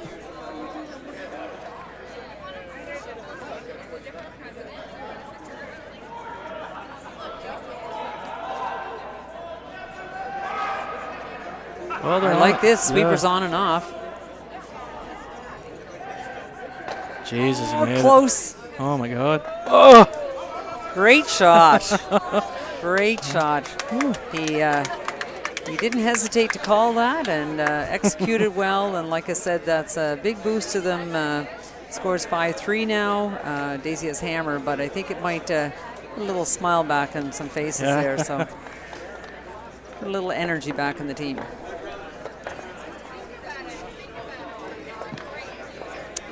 So they didn't hang the score over there on sheet B.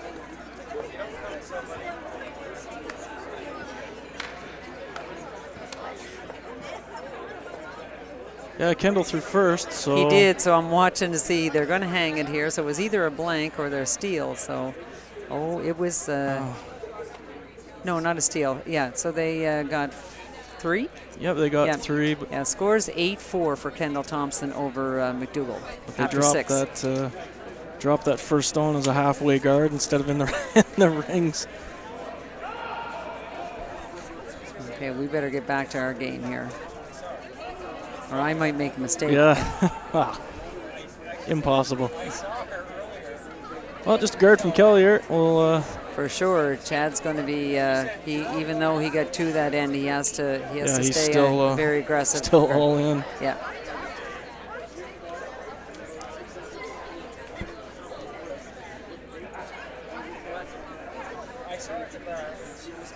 Nice guard, split in the center line. Oh, actually came across a little bit. Yeah, Mark's going to take his out turn again.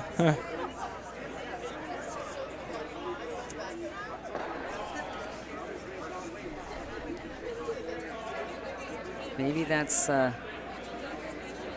Luke likes the out turn. Yeah.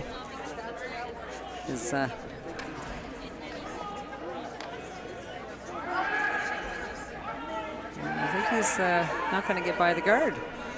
Oh, maybe he is. Close, yeah. That's crazy. I thought that was going to chip for sure. Nice shot. Great sweeping. Yeah, for sure.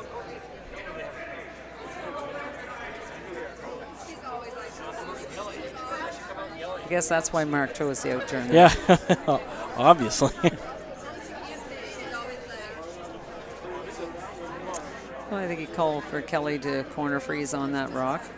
He was, he was even calling a little bit higher, maybe even a second guard. Was he? Yeah, okay. but he might, I think he's a little heavy here, so it might end up being freeze anyway.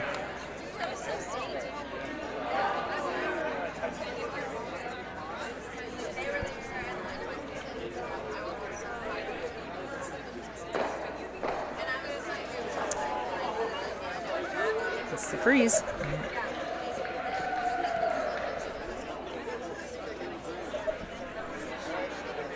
Well, if Luke can make this one, it's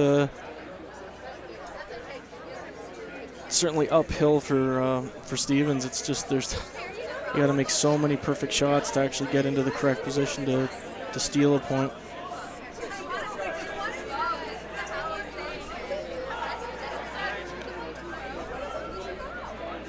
What was the call here, Matt? If you can bump it like 8 inches and sit right on the nose, that would be perfect. Looks like nice weight for that. Yeah, you got that nice separation. Change the angles. Yeah, angles are in their favor for sure.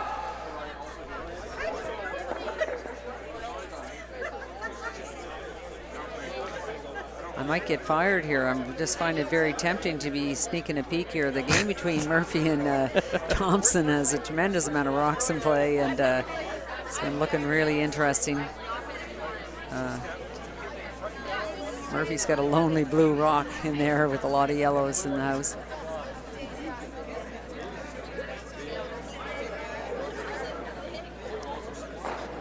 So again, similar shot here for Ian. They're playing a tight guard, is he? Yeah, they must be shot. Yeah. Or close to it So anyway. we should be looking at our monitor there sometimes to see.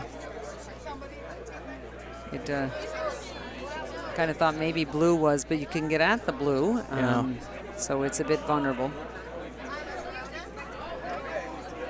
So you might be able to get rid of both yellows here. Yeah, he's going to throw it semi-hard. I think the cameraman just gave us a look at that. There it is. Okay. Yes, blue shot. Yep, blue shot for sure. Yeah, just get rid of both yellows. That's.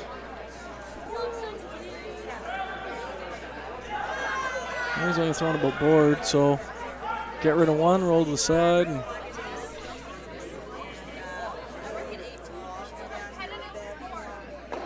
jeez, you can't throw it much better than that. You're a fan. Well, it's, you know, they can't throw, if you throw any more weight, it's, you just pick it out. If you throw any less, you can roll to a bad spot. And it's just, it's tough down there, tough line.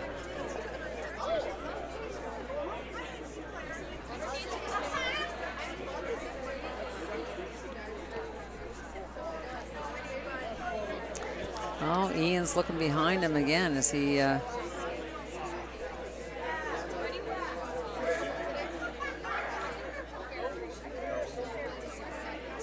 Maybe he thought he had a pick again. Yeah, if it did too, it's not the. I think maybe his slider just seems to be grabbing something when he's sliding.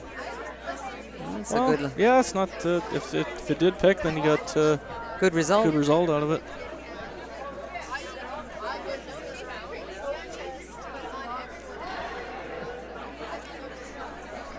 You can see Mark think about it for a second, like there's a temptation there to. He's got hammer, so there in the front. Yep.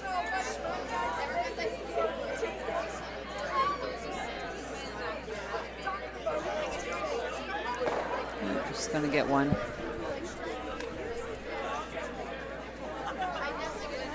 So. There's only a 4 left I here. like this call. This is what comes to my mind. He's coming right into that blue one, just to either freeze to it or freeze tap.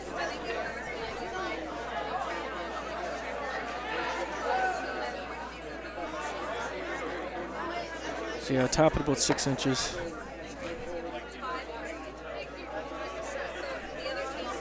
So our third stones here, first to third stones I think this is.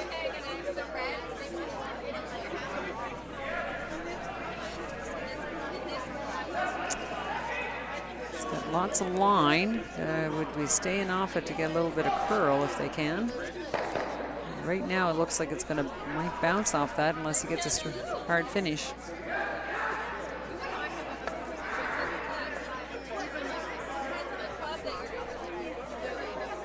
He had perfect weight, really, for the call. He just needed to come up a bit.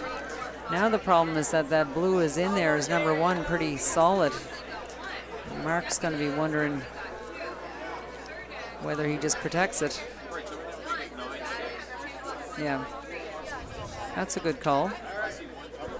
Kind of a slash double off the center guard. Okay, so I think he's going to try and get rid of the 2 yellows that go center guard and the 1 on the side 4.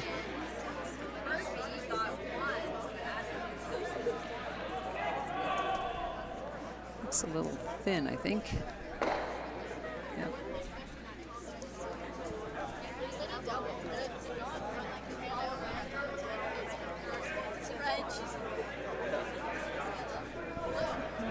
Stephen's team's going to put the center guard back up.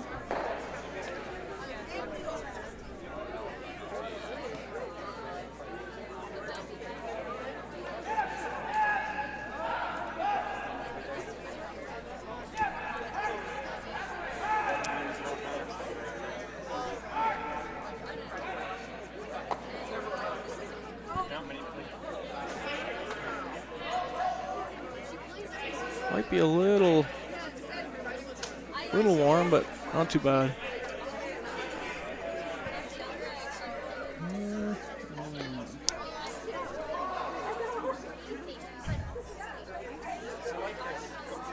Thought-provoking it is.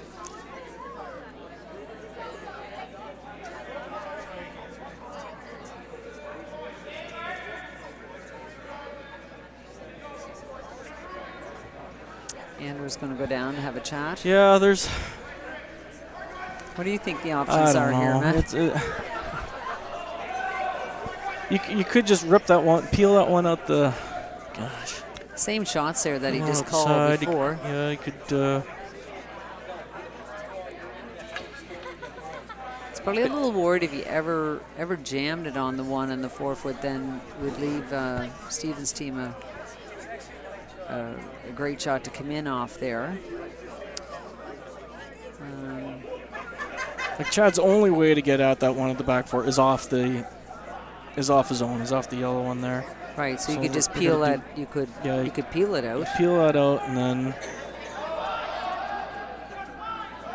You know, because Losing it that doesn't angle look doesn't like a work. good idea to me. No, it's He could come in off it himself. yeah. Although you could set a kind of a pocket up to draw into Yeah. there. If it curled a ton, you'd be able to draw into there, but it's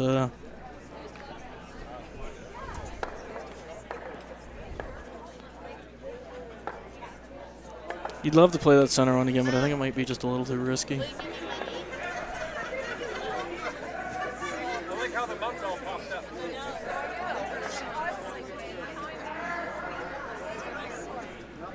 Alcohol. Like an hour and a half.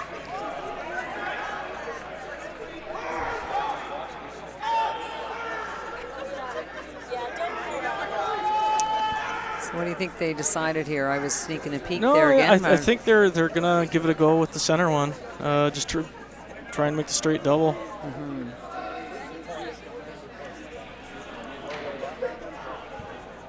I was looking over. They played a very, very long 6th end, the Thompson-Murphy, and not sure what the score was, but I see that Thompson is throwing first rock, and he did not have hammers, so there was a steal of something on that sheet. I think Colton's going to hang the score. Yeah, steal 1, so Thompson's up 6-3. Rangers Murphy. close here. Oh, nice shot.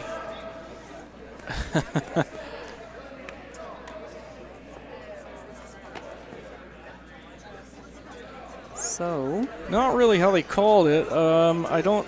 But from the way Mark wasn't calling for any sweeping, I wonder if they were trying to straight back. oh.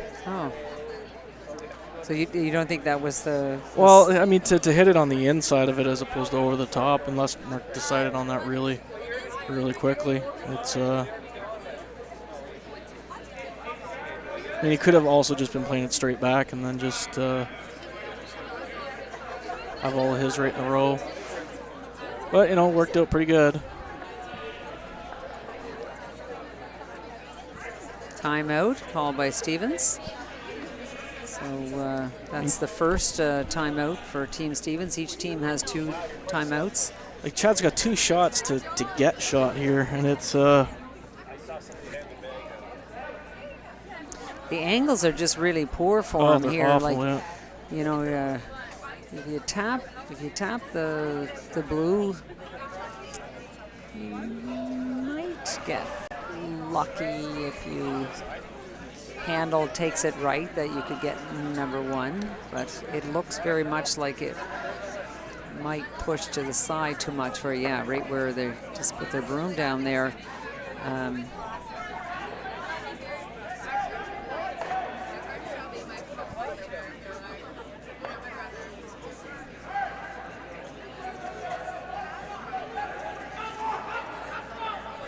You almost got to just try and get shot now.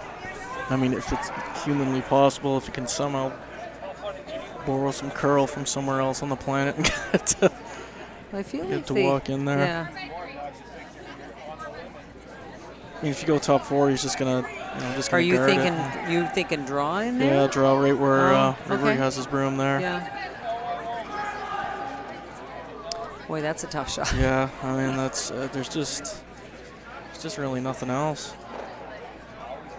Go there, Mark can throw a long guard, and then maybe make an obscenely long double tap.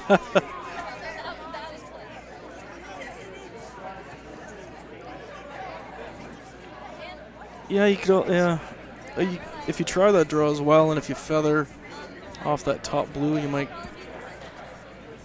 line it up slightly better. Gosh, it's just it doesn't have much. That's probably why I called the timeout. I like timeouts where we can hear the players talk. Yeah. It's always very interesting. you're watching their brooms moving around, you can get a sense of, okay, so they are playing a little rattle here on the blue one, and they're hoping that the direction that it takes the promotion off it works out for them. Yeah, so I guess tap it a little bit, and then when they want the angle on the one that they're going to sit on that top blue, but they want it the angle so if they can eventually hit it and make the double, I guess, and try to lie to it later at some point if possible.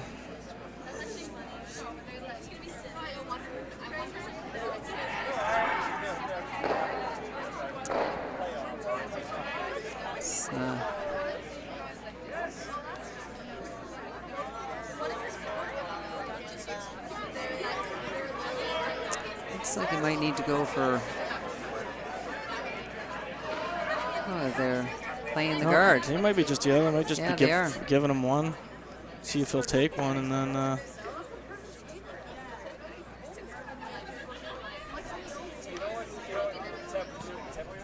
Yeah, I guess he's only down 2. They give him mark 1, he'll be down 3. Yeah. With Yeah, you don't want to do something silly and end up with a big shot and giving up a big end. It was well thought out. They took the time out and came to that conclusion as a team. Very important at this stage in the game that everybody agrees with that kind of shot.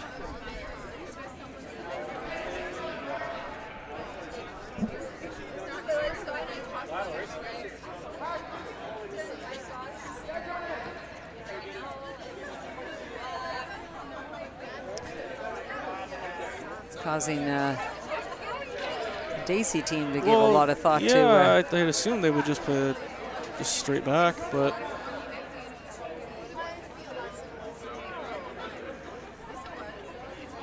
okay. Mark's gonna put another one in on that side, top 12. Yeah, something he can use if they don't. Yeah, Stevens will have to guard it, then you can use maybe the one on the left-hand side to run in there.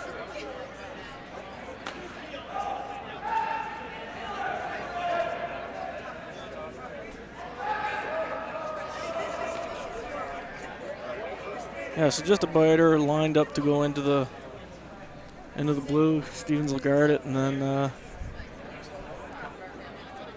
try the other one, I guess. We'll see.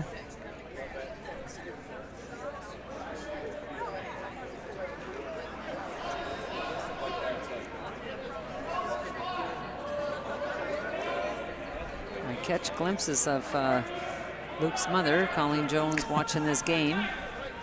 I think she's knitting and trying to keep her mind off it. She's probably not really enjoying being a.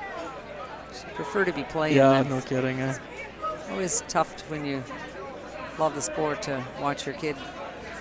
Any sport's hard to watch them play. He probably would have liked that in a little tighter because I think he's probably hoping that he might have been able to get a crack at that, to use that to run into the pot there in his last one.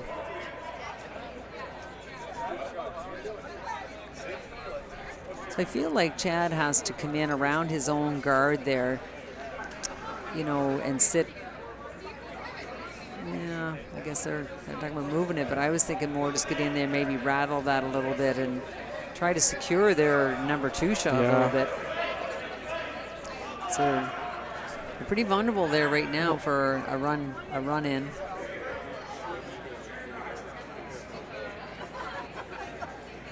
I don't know, the way he was motioning there was kind of like he was going to try to throw a heavy hack down there and just feather it, move it straight in line, which would be great. Probably do it without, Probably closer. Although there's too much ice for.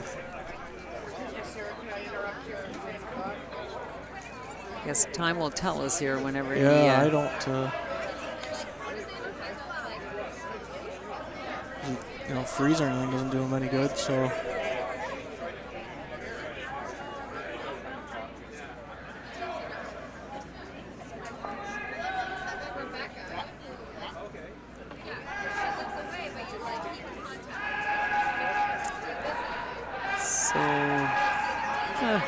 Looks a little weight, yeah. Well, it's back line for sure. Like it's not draw. He is trying to move things. He's trying to move it by touching the. Oh! So close. He was playing exactly what you said. He was trying to get by just to give a little rub to.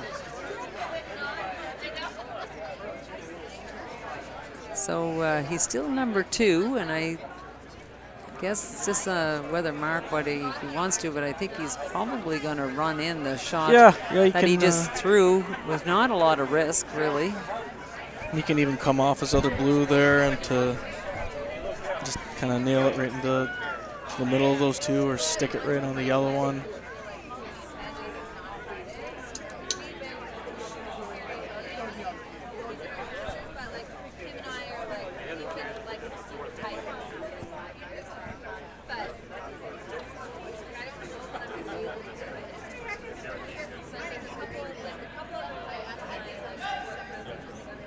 Well, he's playing it with quiet weight. A little less, maybe just he wants to tap his own, like he's going to go blue. Right. So the signal looked like just back 12 weight.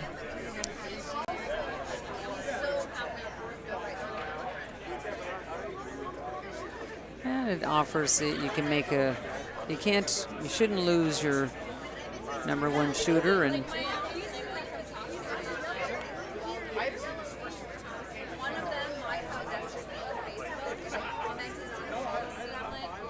you could tap them in if it just hangs a hair wide. So that's why I was kind of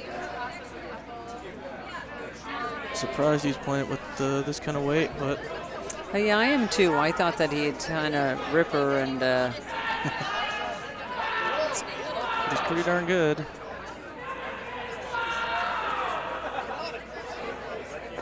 Oh. Yeah, see, that's... A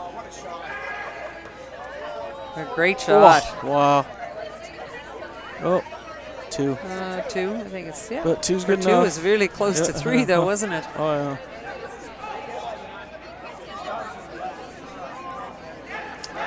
So he extends his lead.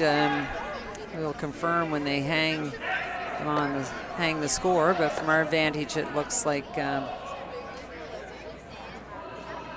looked like 2, but it looks like they might be thinking of measuring it. I don't know. I always say if you have to look that many times, maybe it's no. It's just hard in a big game like this to say 2.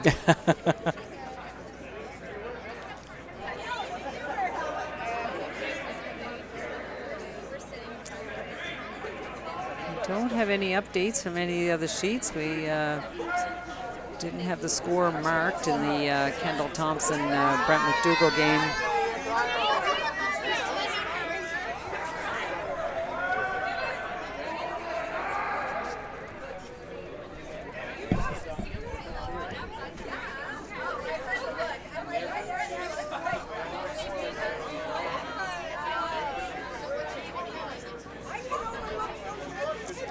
So I expect Mark's going to keep it pretty clean now with a 4-point lead. He's not going to want to play this aggressive game. Well, first one's back 4 here, though. He wanted that top back 4. 8, yeah.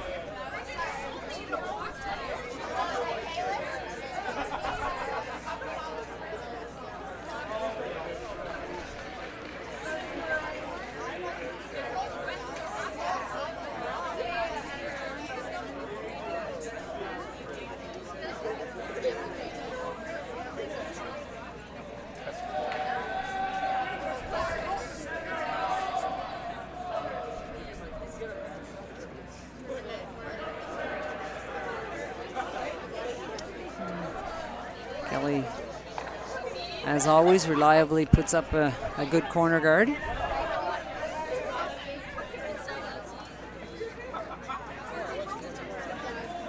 Yeah, Mark's got to go in front of that one. That was a bit of a mistake there in the back. You'd almost think we're peeling it out, too, at this point, being up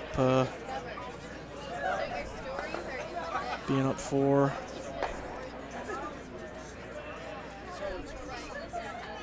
Right thing doesn't work anymore. No, it's just discover. It's just like All right, that's better. Good shot.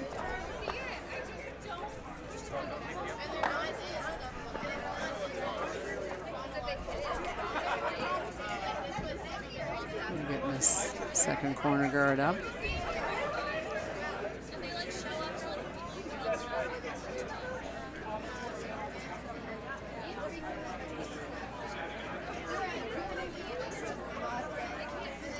Like these to be even so that Yeah, there's no not a kidding. double.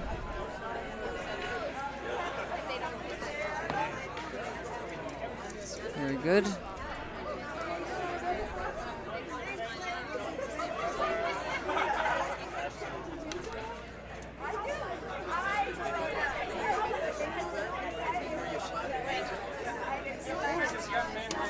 Just waiting for them to put up the score on sheet B there. Brent McDougall scored, but it was 2 at the most, but I think it was just 1. Oh, he did get the 2. Yeah, All deuce. right. It was 8. It makes it 8-6 for Kendall Thompson over Brent McDougall.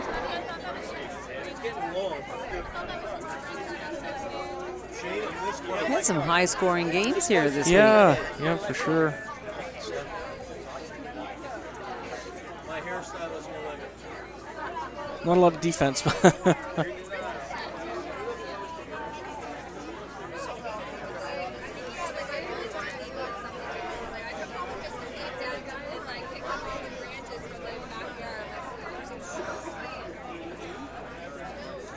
You might get one more corner after this one, but with that one being back 8, Chad can tap it to the, tap that one that's top 4, rolling behind the corner. Still have a pretty decent setup.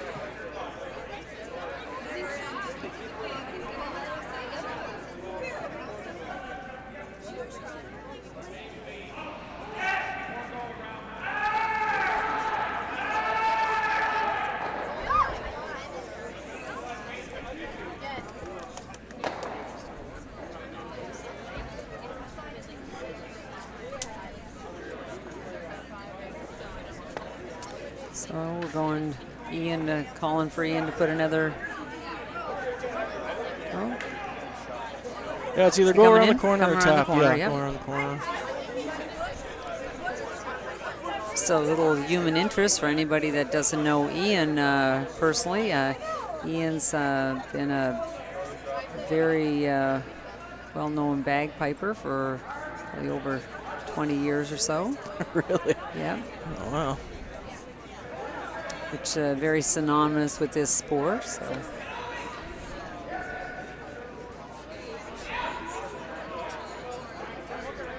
It's a great looking shot. Sweepers take it to a finish to a nice, should be fully buried there. Oh, Great Marco shot. just ripped this now and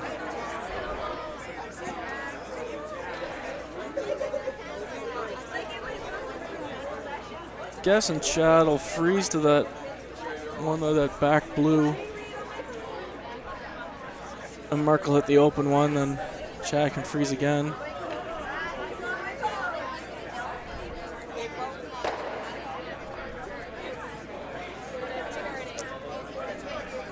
Let's see if you're right with your prediction. Probably not. You're there we right. go. Good call.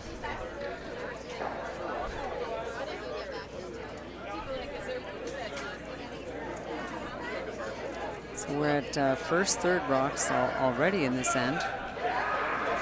Oh, this one looks like it's curling. Jeez. Yeah, I think he's trying to freeze on the top one now. Yeah, execute plan B.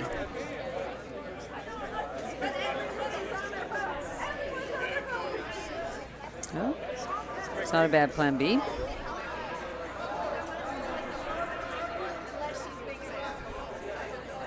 Mark probably just hit it and flop, I'm assuming lie two.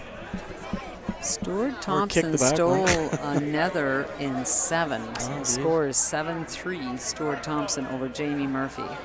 So that Again, will like put I mentioned Thompson in earlier, there. for anybody that wasn't with us, Jamie Murphy has secured first place and will not be playing tomorrow. He will be in the final on Sunday morning, 9 a.m.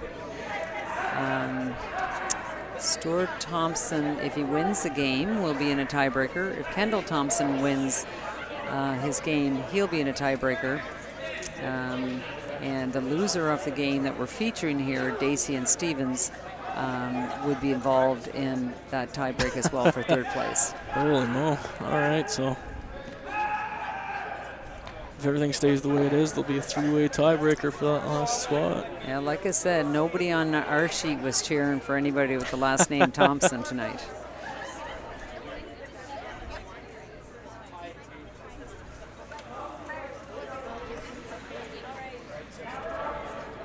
So Mark's just going to hit the open one.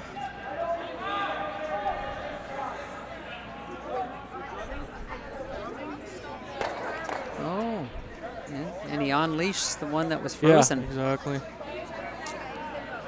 And he took away the freeze kind of the way that was set up. So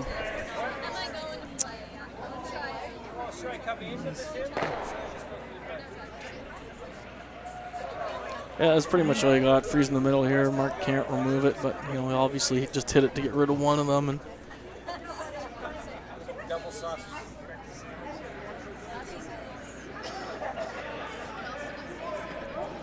Mark's fairly willing to concede 2 here and just get the hammer back for 9.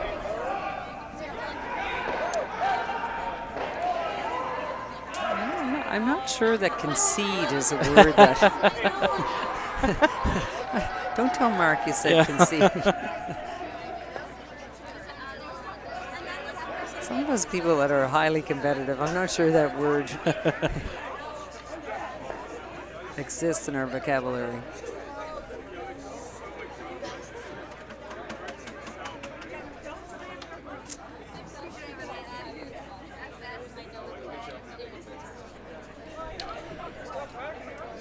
Well, you can get both yellows I here. think he can, yep. You can actually kind of, you can almost hit that one first and then come in up off it. Like. Yeah, if he throws, I think if he puts the broom just bang on the center line kind of thing and throws it in, turning hard, it should be all right. Like say, either hit that one first, or you can just feather that one on the left and be fine.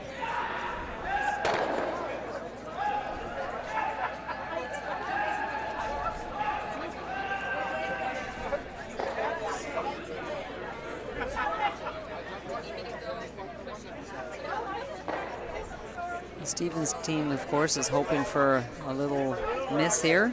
Yeah, that's. It's getting late in the game. I was going to say some act of God, I think, would be necessary for this one. That's curling a bit. It is, but I think they're both gone. Yep. Just nice and clean, just like that.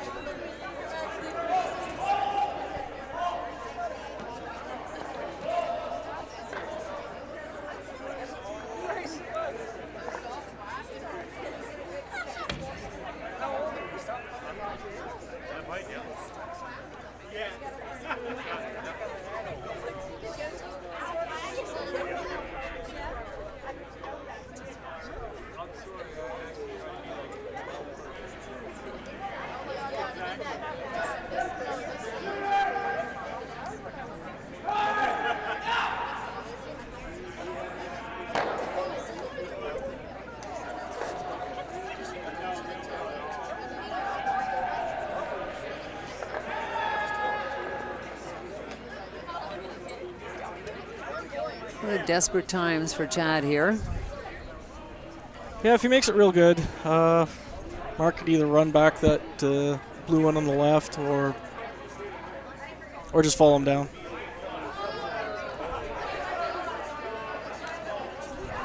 This weight looks really nice.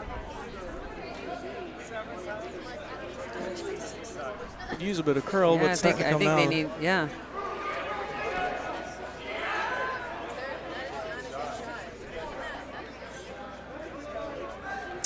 Shot. I'm assuming Mark will just throw the exact same thing, I think.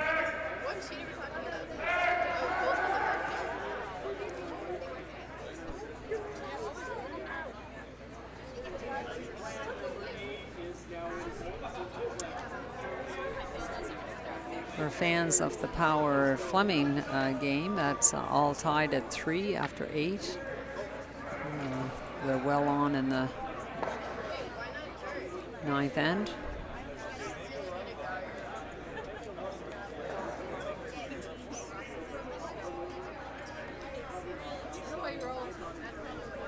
It's interesting. I said at one time that, you know, everybody was playing fast. They had lots of time in their clocks, and it's interesting now the back half how things can slow down. And it's not that anybody's tight on time, but certainly the clocks have dwindled down considerably.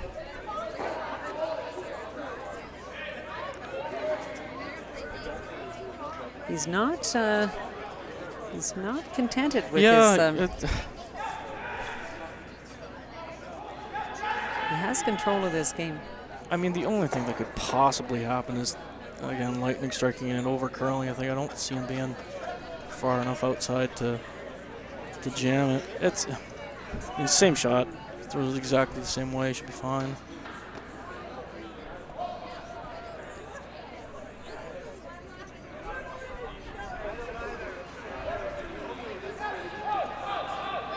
Yeah, he's good.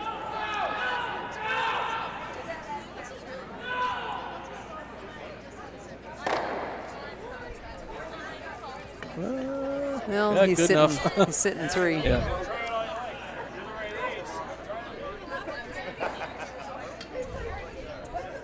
So he's playing the hit and roll. And hope that Mark then will choose to draw, and hasn't drawn for a while because he's been playing clean up. Yeah, I think this is it. Here. Oh, this is last rock. Sorry. Yeah, sorry about that. I'm having the Friday night tiredness. No, you can actually feel everything in here starting to slow down a little bit. It's in the.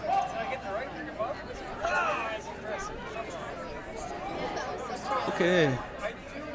Shouldn't really do much.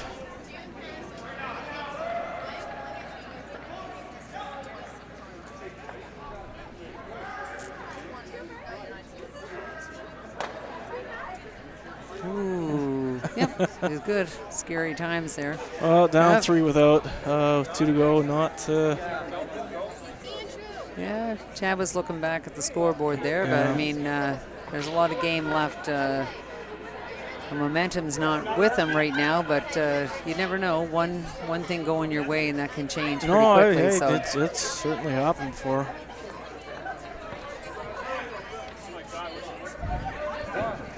Just need one kind of big break, one nose hit or one flash or something.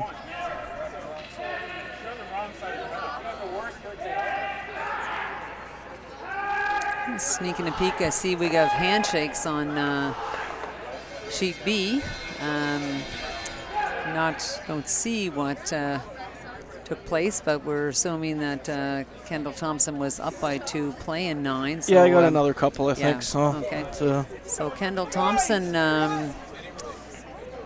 is moving on to a tiebreaker for sure. And Brent McDougall is done for the tournament. Yeah, I think Brent ended up, he beat the first place team and the last place team.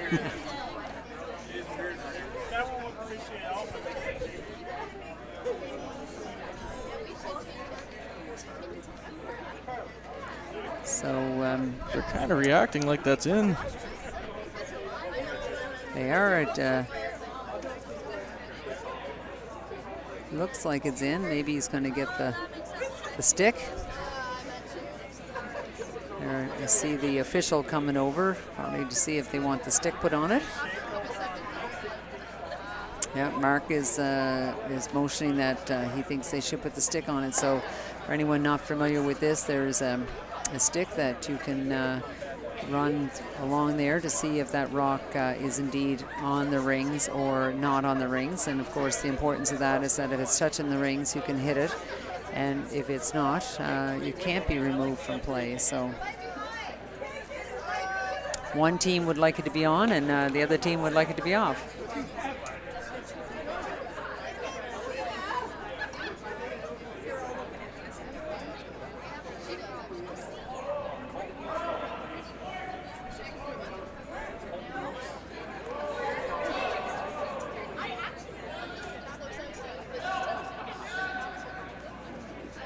They like to keep the stick at the furthest point from the rings.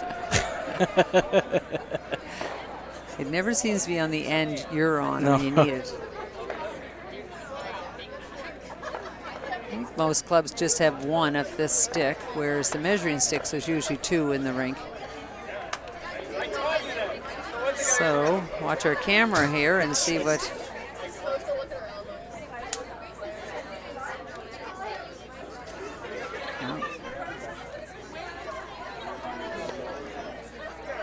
It must be very, very close.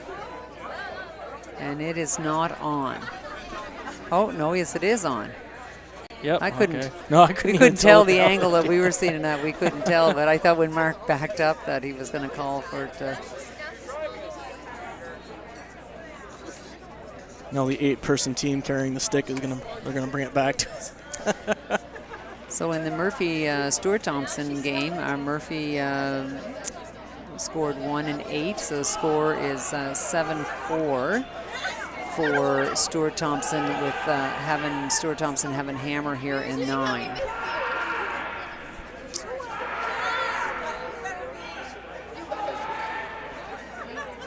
Oh, all right. Oh. It must have. It was not on. And it is now, but yep.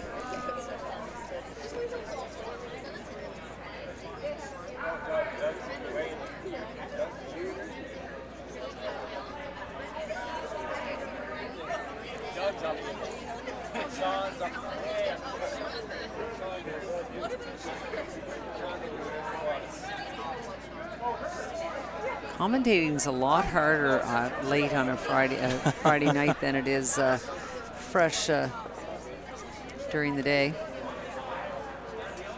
It's quite distracting in here too. People are having a lot. Yeah, quite a lot of activity going on.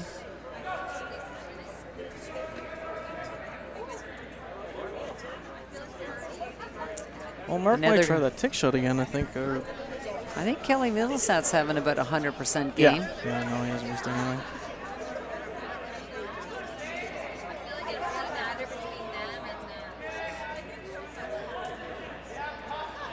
He's playing the tick. Yeah, I think he's set to throw the back line or something like that at it. And which was basically what he was calling, I guess, on that last one that we just were confused about.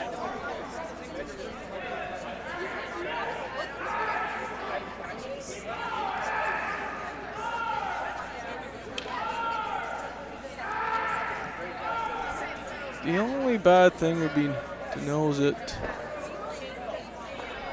Well,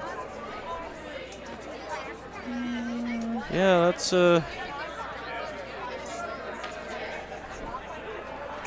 Mark's not.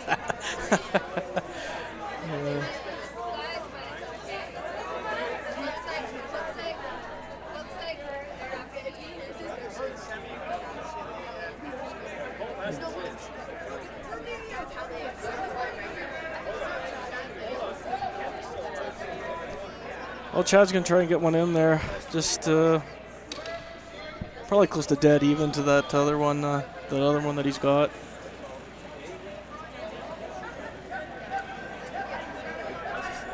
And Mark will just start firing them back into there. I'm starting to get nervous about saying anything since I've had hammer mixed up, and I'm starting to think I'm just going to listen to you. Oh, Ian. Didn't. Well, man, not all bad, like not great, but yeah, Mark will try and make that peel it into that one on the side, and Chad will probably just guard that lone one in the middle for the rest of the end. You don't really have a good setup there. You're not going to steal 2 out of this, so try to steal 1 this end and then try to steal 2 in the next.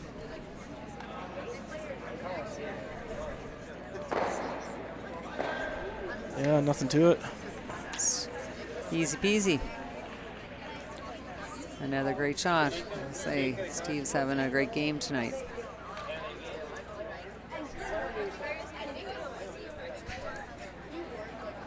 So you want to put the guard a little bit higher here, so if it just makes it a little more difficult to peel. You'd like Mark to try and peel it towards that blue one on the side and maybe get lucky and get a jam in there. You just want to try and lie a bundle maybe with this kind of setup and then just hope for something. Hope for something to fall from the roof. Well, it does get late. As it gets late in the game, I mean, you know, and if you haven't drawn for a while, it's... you know, you never know. The ice changes. Yeah. When teams leave the ice will change because the outside temperature is going to change. So I was worried about how these temperatures, outside temperatures, very warm, was going to impact the ice. So far, it doesn't seem to be having that impact. You do see a frost line now tonight along the ice there, but it doesn't seem to be really impacting the play. Yeah, if anybody from Ontario is listening, it's 10 degrees here. I think back home in northern Ontario, it's about -10 and a good few feet of snow in the last couple days. All right, so Chad's putting the center guard back up. Yeah, that same type of spot would be good.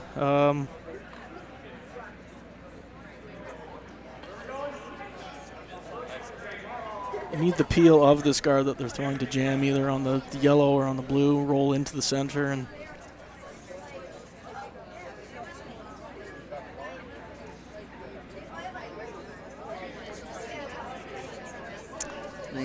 nice guard.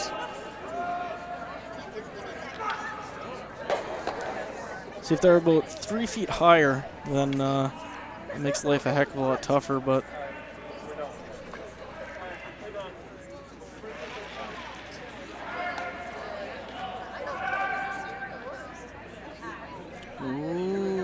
well, there's the back one, I guess. That's a good thing.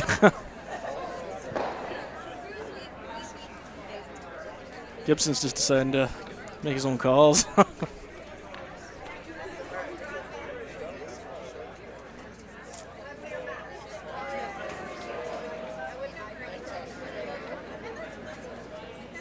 It's an opportunity to make this really good. Yeah, it'll just be, just a little bit better spot in the 4-foot. It really doesn't change a whole heck of a lot, but... No, but when you get this chance, you want to make sure that this it's in there as a solid number one.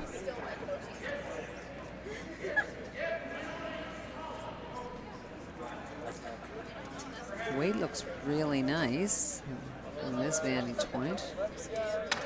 Yeah, they're kind of acting like it's heavy, but... It is a little bit heavy. Mark's peeling anyway, It actually almost about the other side.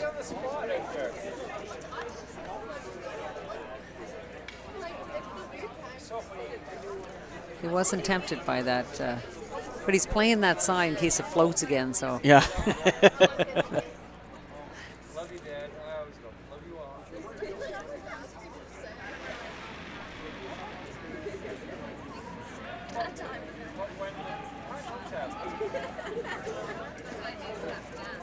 Yeah, there we go. It's perfect.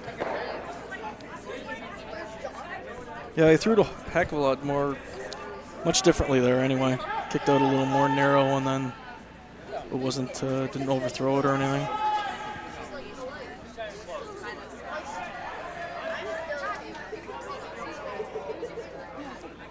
So again, it just wouldn't mind being a higher guard here. I don't think Mark's going to do anything crazy like go in and try and top it. Or so you make the guard high and hopefully you get a jam and a roll to the center, then get another one in there. And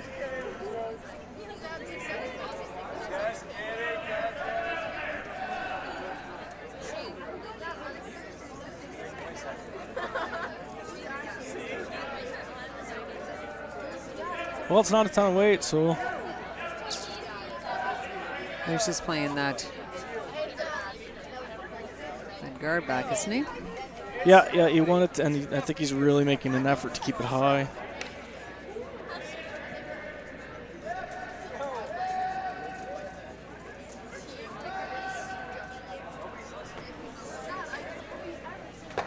Yeah, took him a long time to decide that Yeah. shot, eh?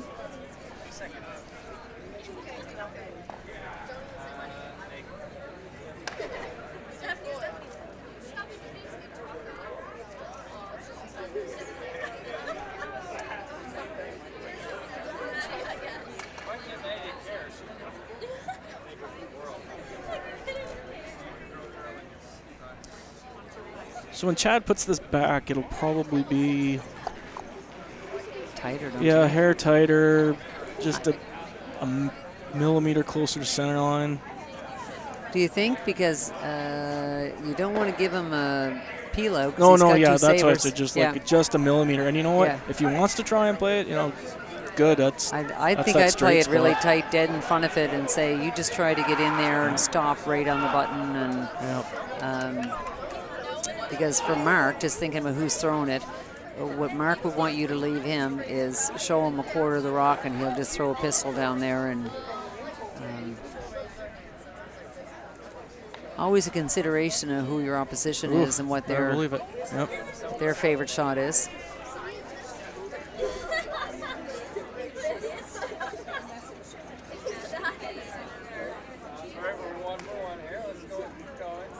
Weight looks about the same. Maybe a hair more.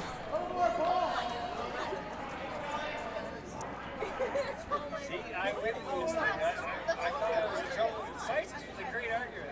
Until she gave up a right piece of tear. It's quite a bit tighter. He's actually coming right in, and he's got the elbow. I don't think that was the plan. A nose double here, and he's going to get 3. And We're going home.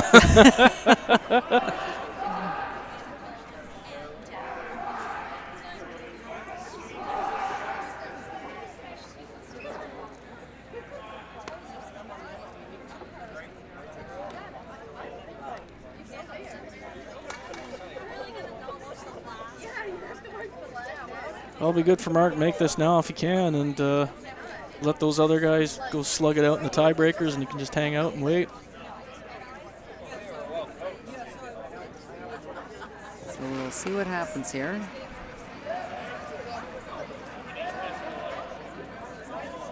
Luke is keen and ready to go there. Nope. Nope. A steal of 1. So Stephen's team lives on. Dacey will have Hammer coming home up 2.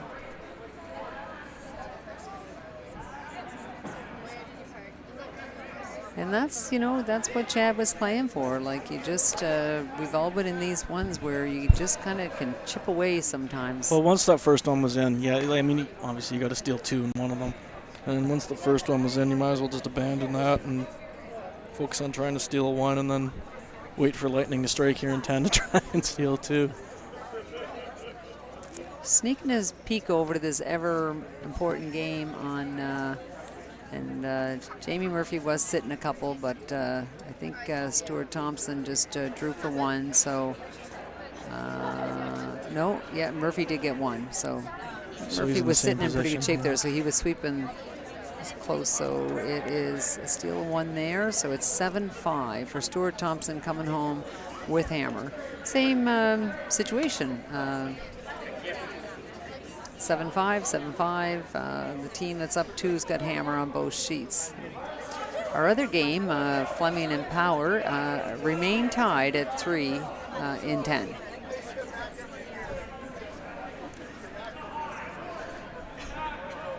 So Stevens is going to try and throw up 2 corners. There's whichever way you kind of try to want to do it to steal 2. You need misses. Guys are just too good at that double P on the center of the sheet now, so it's not much point throwing the 2 guards to the center.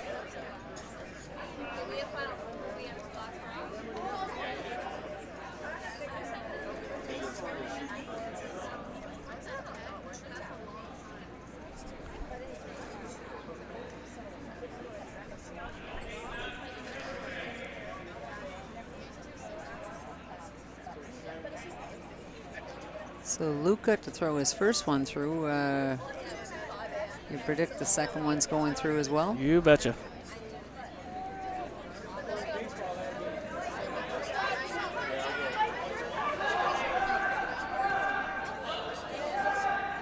Say, certainly Kelly Millstad had a stellar game. I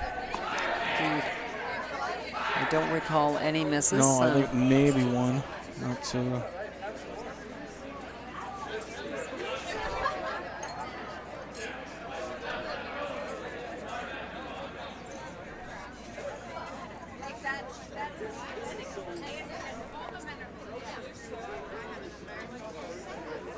anything Mark would have put in the house just makes peeling a nightmare. So Yeah, it's good for you to explain why there. People at home probably wondering why wouldn't you drop one on the forefoot.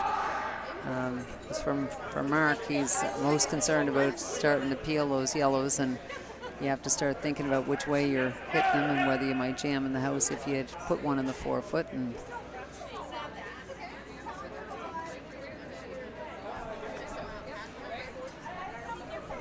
not looking for points, they're just looking to run yellow at our rocks. Yeah, exactly. This looks like it's probably got about back 12 weight maybe, or is it starting to tighten? No, it's coming down.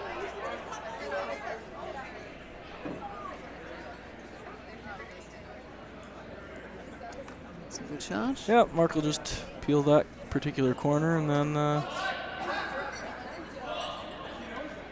Oh, he's going after the one in the house. Oof.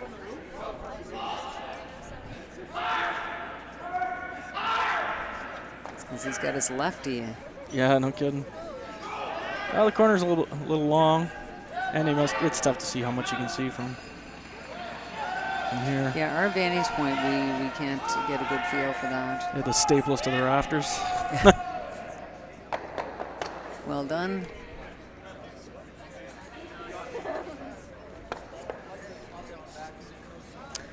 So Stephen's team will go back there again. Probably try to get tucked in a little more. We'll by the guard by a fair bit of space, so you can get that in there a little bit better. Yeah, and if even if it does happen to be in the same spot, and then Mark plays the same shot, now there's suddenly two blues beside each other at the back there. A nest. This one's wider than the first one. Yeah. It's coming now.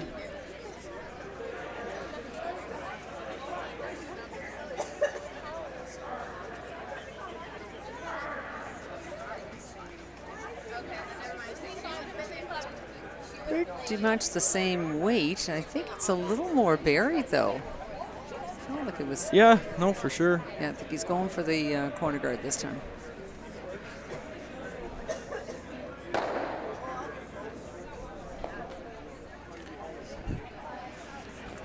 Look a little messy over in the sheet next to us Yeah, there. no, Fleming's got hammer in the 10th, and they're tied, but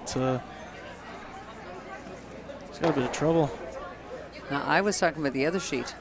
Oh, that one too. Yeah. Yeah, their Thompson team is trying to keep it clean, but there's a lot of rocks out front, so. So Chad's going to lie second and third here. And peeling that yellow corner guard suddenly got a little more difficult.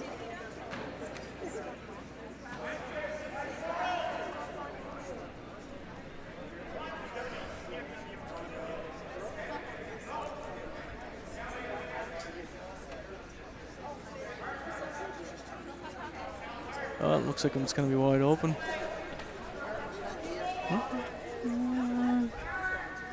Came in a lot at the end. Wow. Yeah, the same as the other side. It finishes really nice. I think you can see probably a quarter of it, but certainly can't see half of it.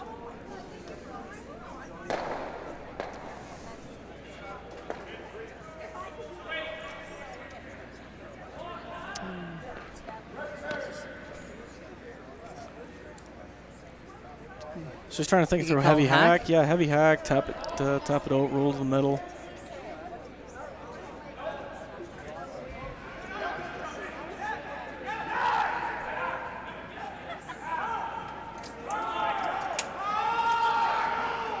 Oh yeah, that's. Luke was sweeping that before he let go of it. That's yeah. Huh. Well, Chad's in business here.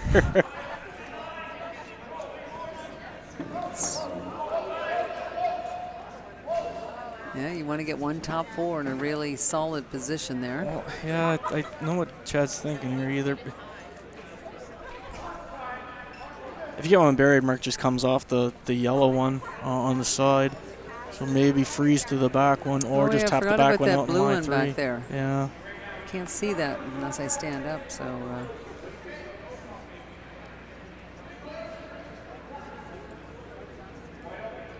Yeah, you pretty much have to freeze that. Yeah, don't you? that's what I think so. And look at how tough it is to try and, peeling that blue one out of there now. It's relatively straightforward with the outturn, but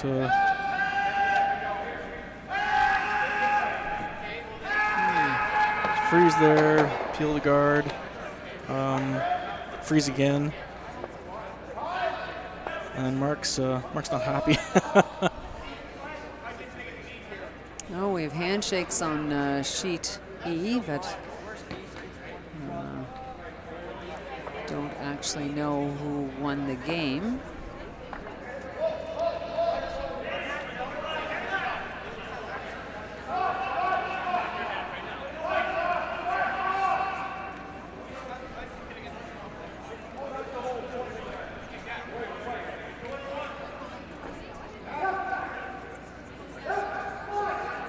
Yeah, Jamie Murphy's down 2 without the hammer, and he's got something going on his sheet as well. Doesn't get any more exciting than this. He's 1st and 3rd underneath 2 guards. Just shows, though, how often, you think it's over, but advantage to the team that's down if they hang tough. The other team gets a bit distracted thinking about the next game. Chad's gonna lie 3 here.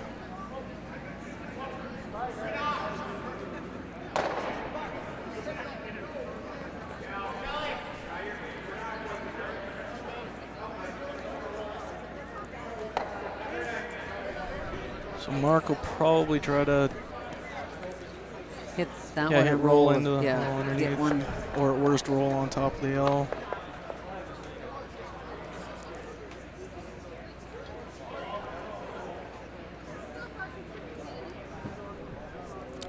Oh, they posted the score. Power team won over Mike Fleming, 4-3.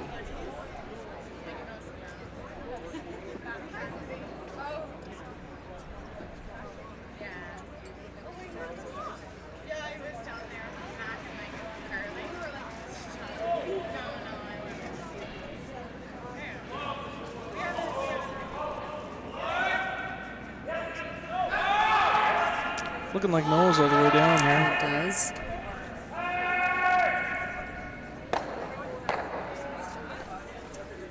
Oh, yeah. Yeah, I think Chad's right here. Hit and roll, lie 3, 1 buried fully, the other one kind of half buried. Oh, Mark might freeze to that. Freeze to the back one if he makes this perfect.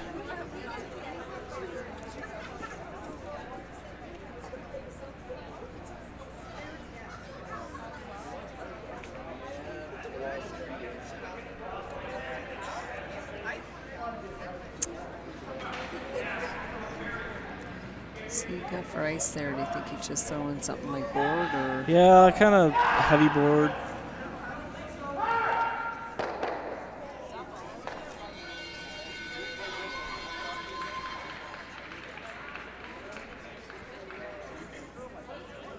Yeah, looks to be kind of control-ish. I don't know if you'll get the movement. No, with that. you know what? You really won't. It's if they haven't started sweeping it already. It's No. probably not going I think it to. looks like it's falling back. Yeah.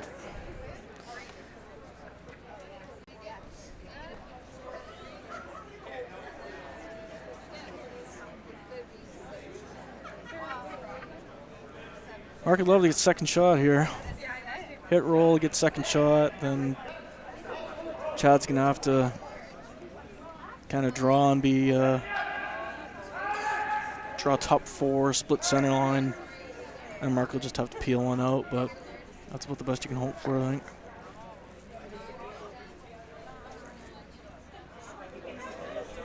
See, Stuart Thompson has an open hit for the win here.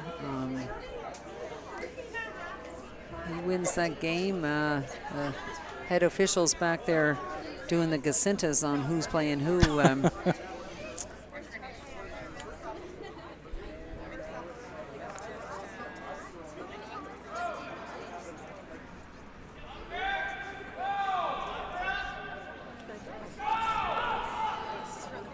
Well, he's got a nose here again. It's a tough roll to make when it's that straight. So Chad's line too.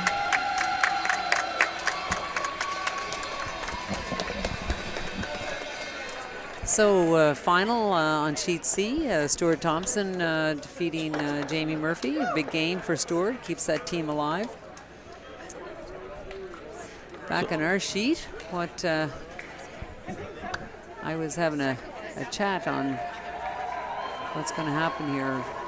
Yeah, I think just bite the forefoot, like just barely, and just fully cross center line and just be touching center line and kind of leave half and half. And it's been a very interesting final end. Yeah, and Mark's gonna have to draw the forefoot to win. He didn't really want to do that when the end started. No, it's important to try to get number 2 there. I mean, he's makes this good. He's going to be playing against 3.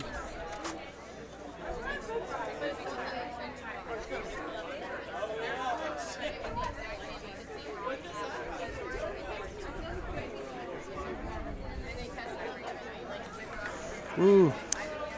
It's not light. No. Oh, it's outside too. Yeah. Maybe.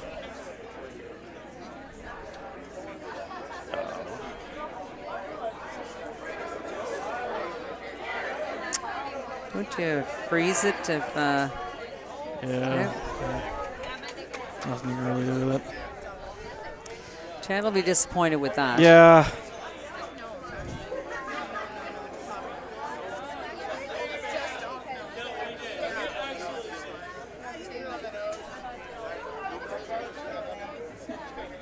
He really had quite nice weight. Yeah, for sure. Just you could tell right away that yeah. it wasn't not a lot of forgiveness in terms of the line. So pretty much just nose hit here.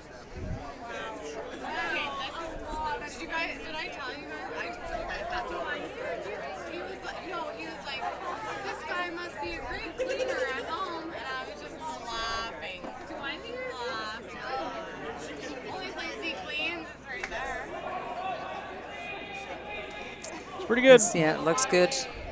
The only mistake he could make here is to float it, and he'd just throw in nice control weight. Perfect. And that will do the job. It'll be a 1 on the scoreboard for Stevens, but doesn't matter to Dacey. He'll be happy with the W. So to wrap it up, folks, Jamie Murphy secures first place. Mark Dacey secures second place. Chad Stevens now will play a tiebreaker, and I don't want to say I'm 100% sure, but I think when I was looking at who beat who earlier, I believe that Kendall Thompson will get not playing the first tiebreaker. I think it'll be Stuart Thompson playing Stevens, and the winner of that would then play Kendall Thompson, but you'll have to verify that by checking on the Nova Scotia Curling Association website after they make that official and post the draw for tomorrow. Those tiebreakers, one ladies tiebreaker tomorrow morning, and it's... Good job. Great commentary, guys. You guys killed it. So the ladies tiebreaker is at 9 a.m. One of the men's tiebreakers will be at 9 a.m. And at 2 p.m. there'll be another men's tiebreaker. And the semis will be tomorrow night at 7. Thanks for joining us on Bell 5 TV. And thanks again to our sponsors, Deloitte.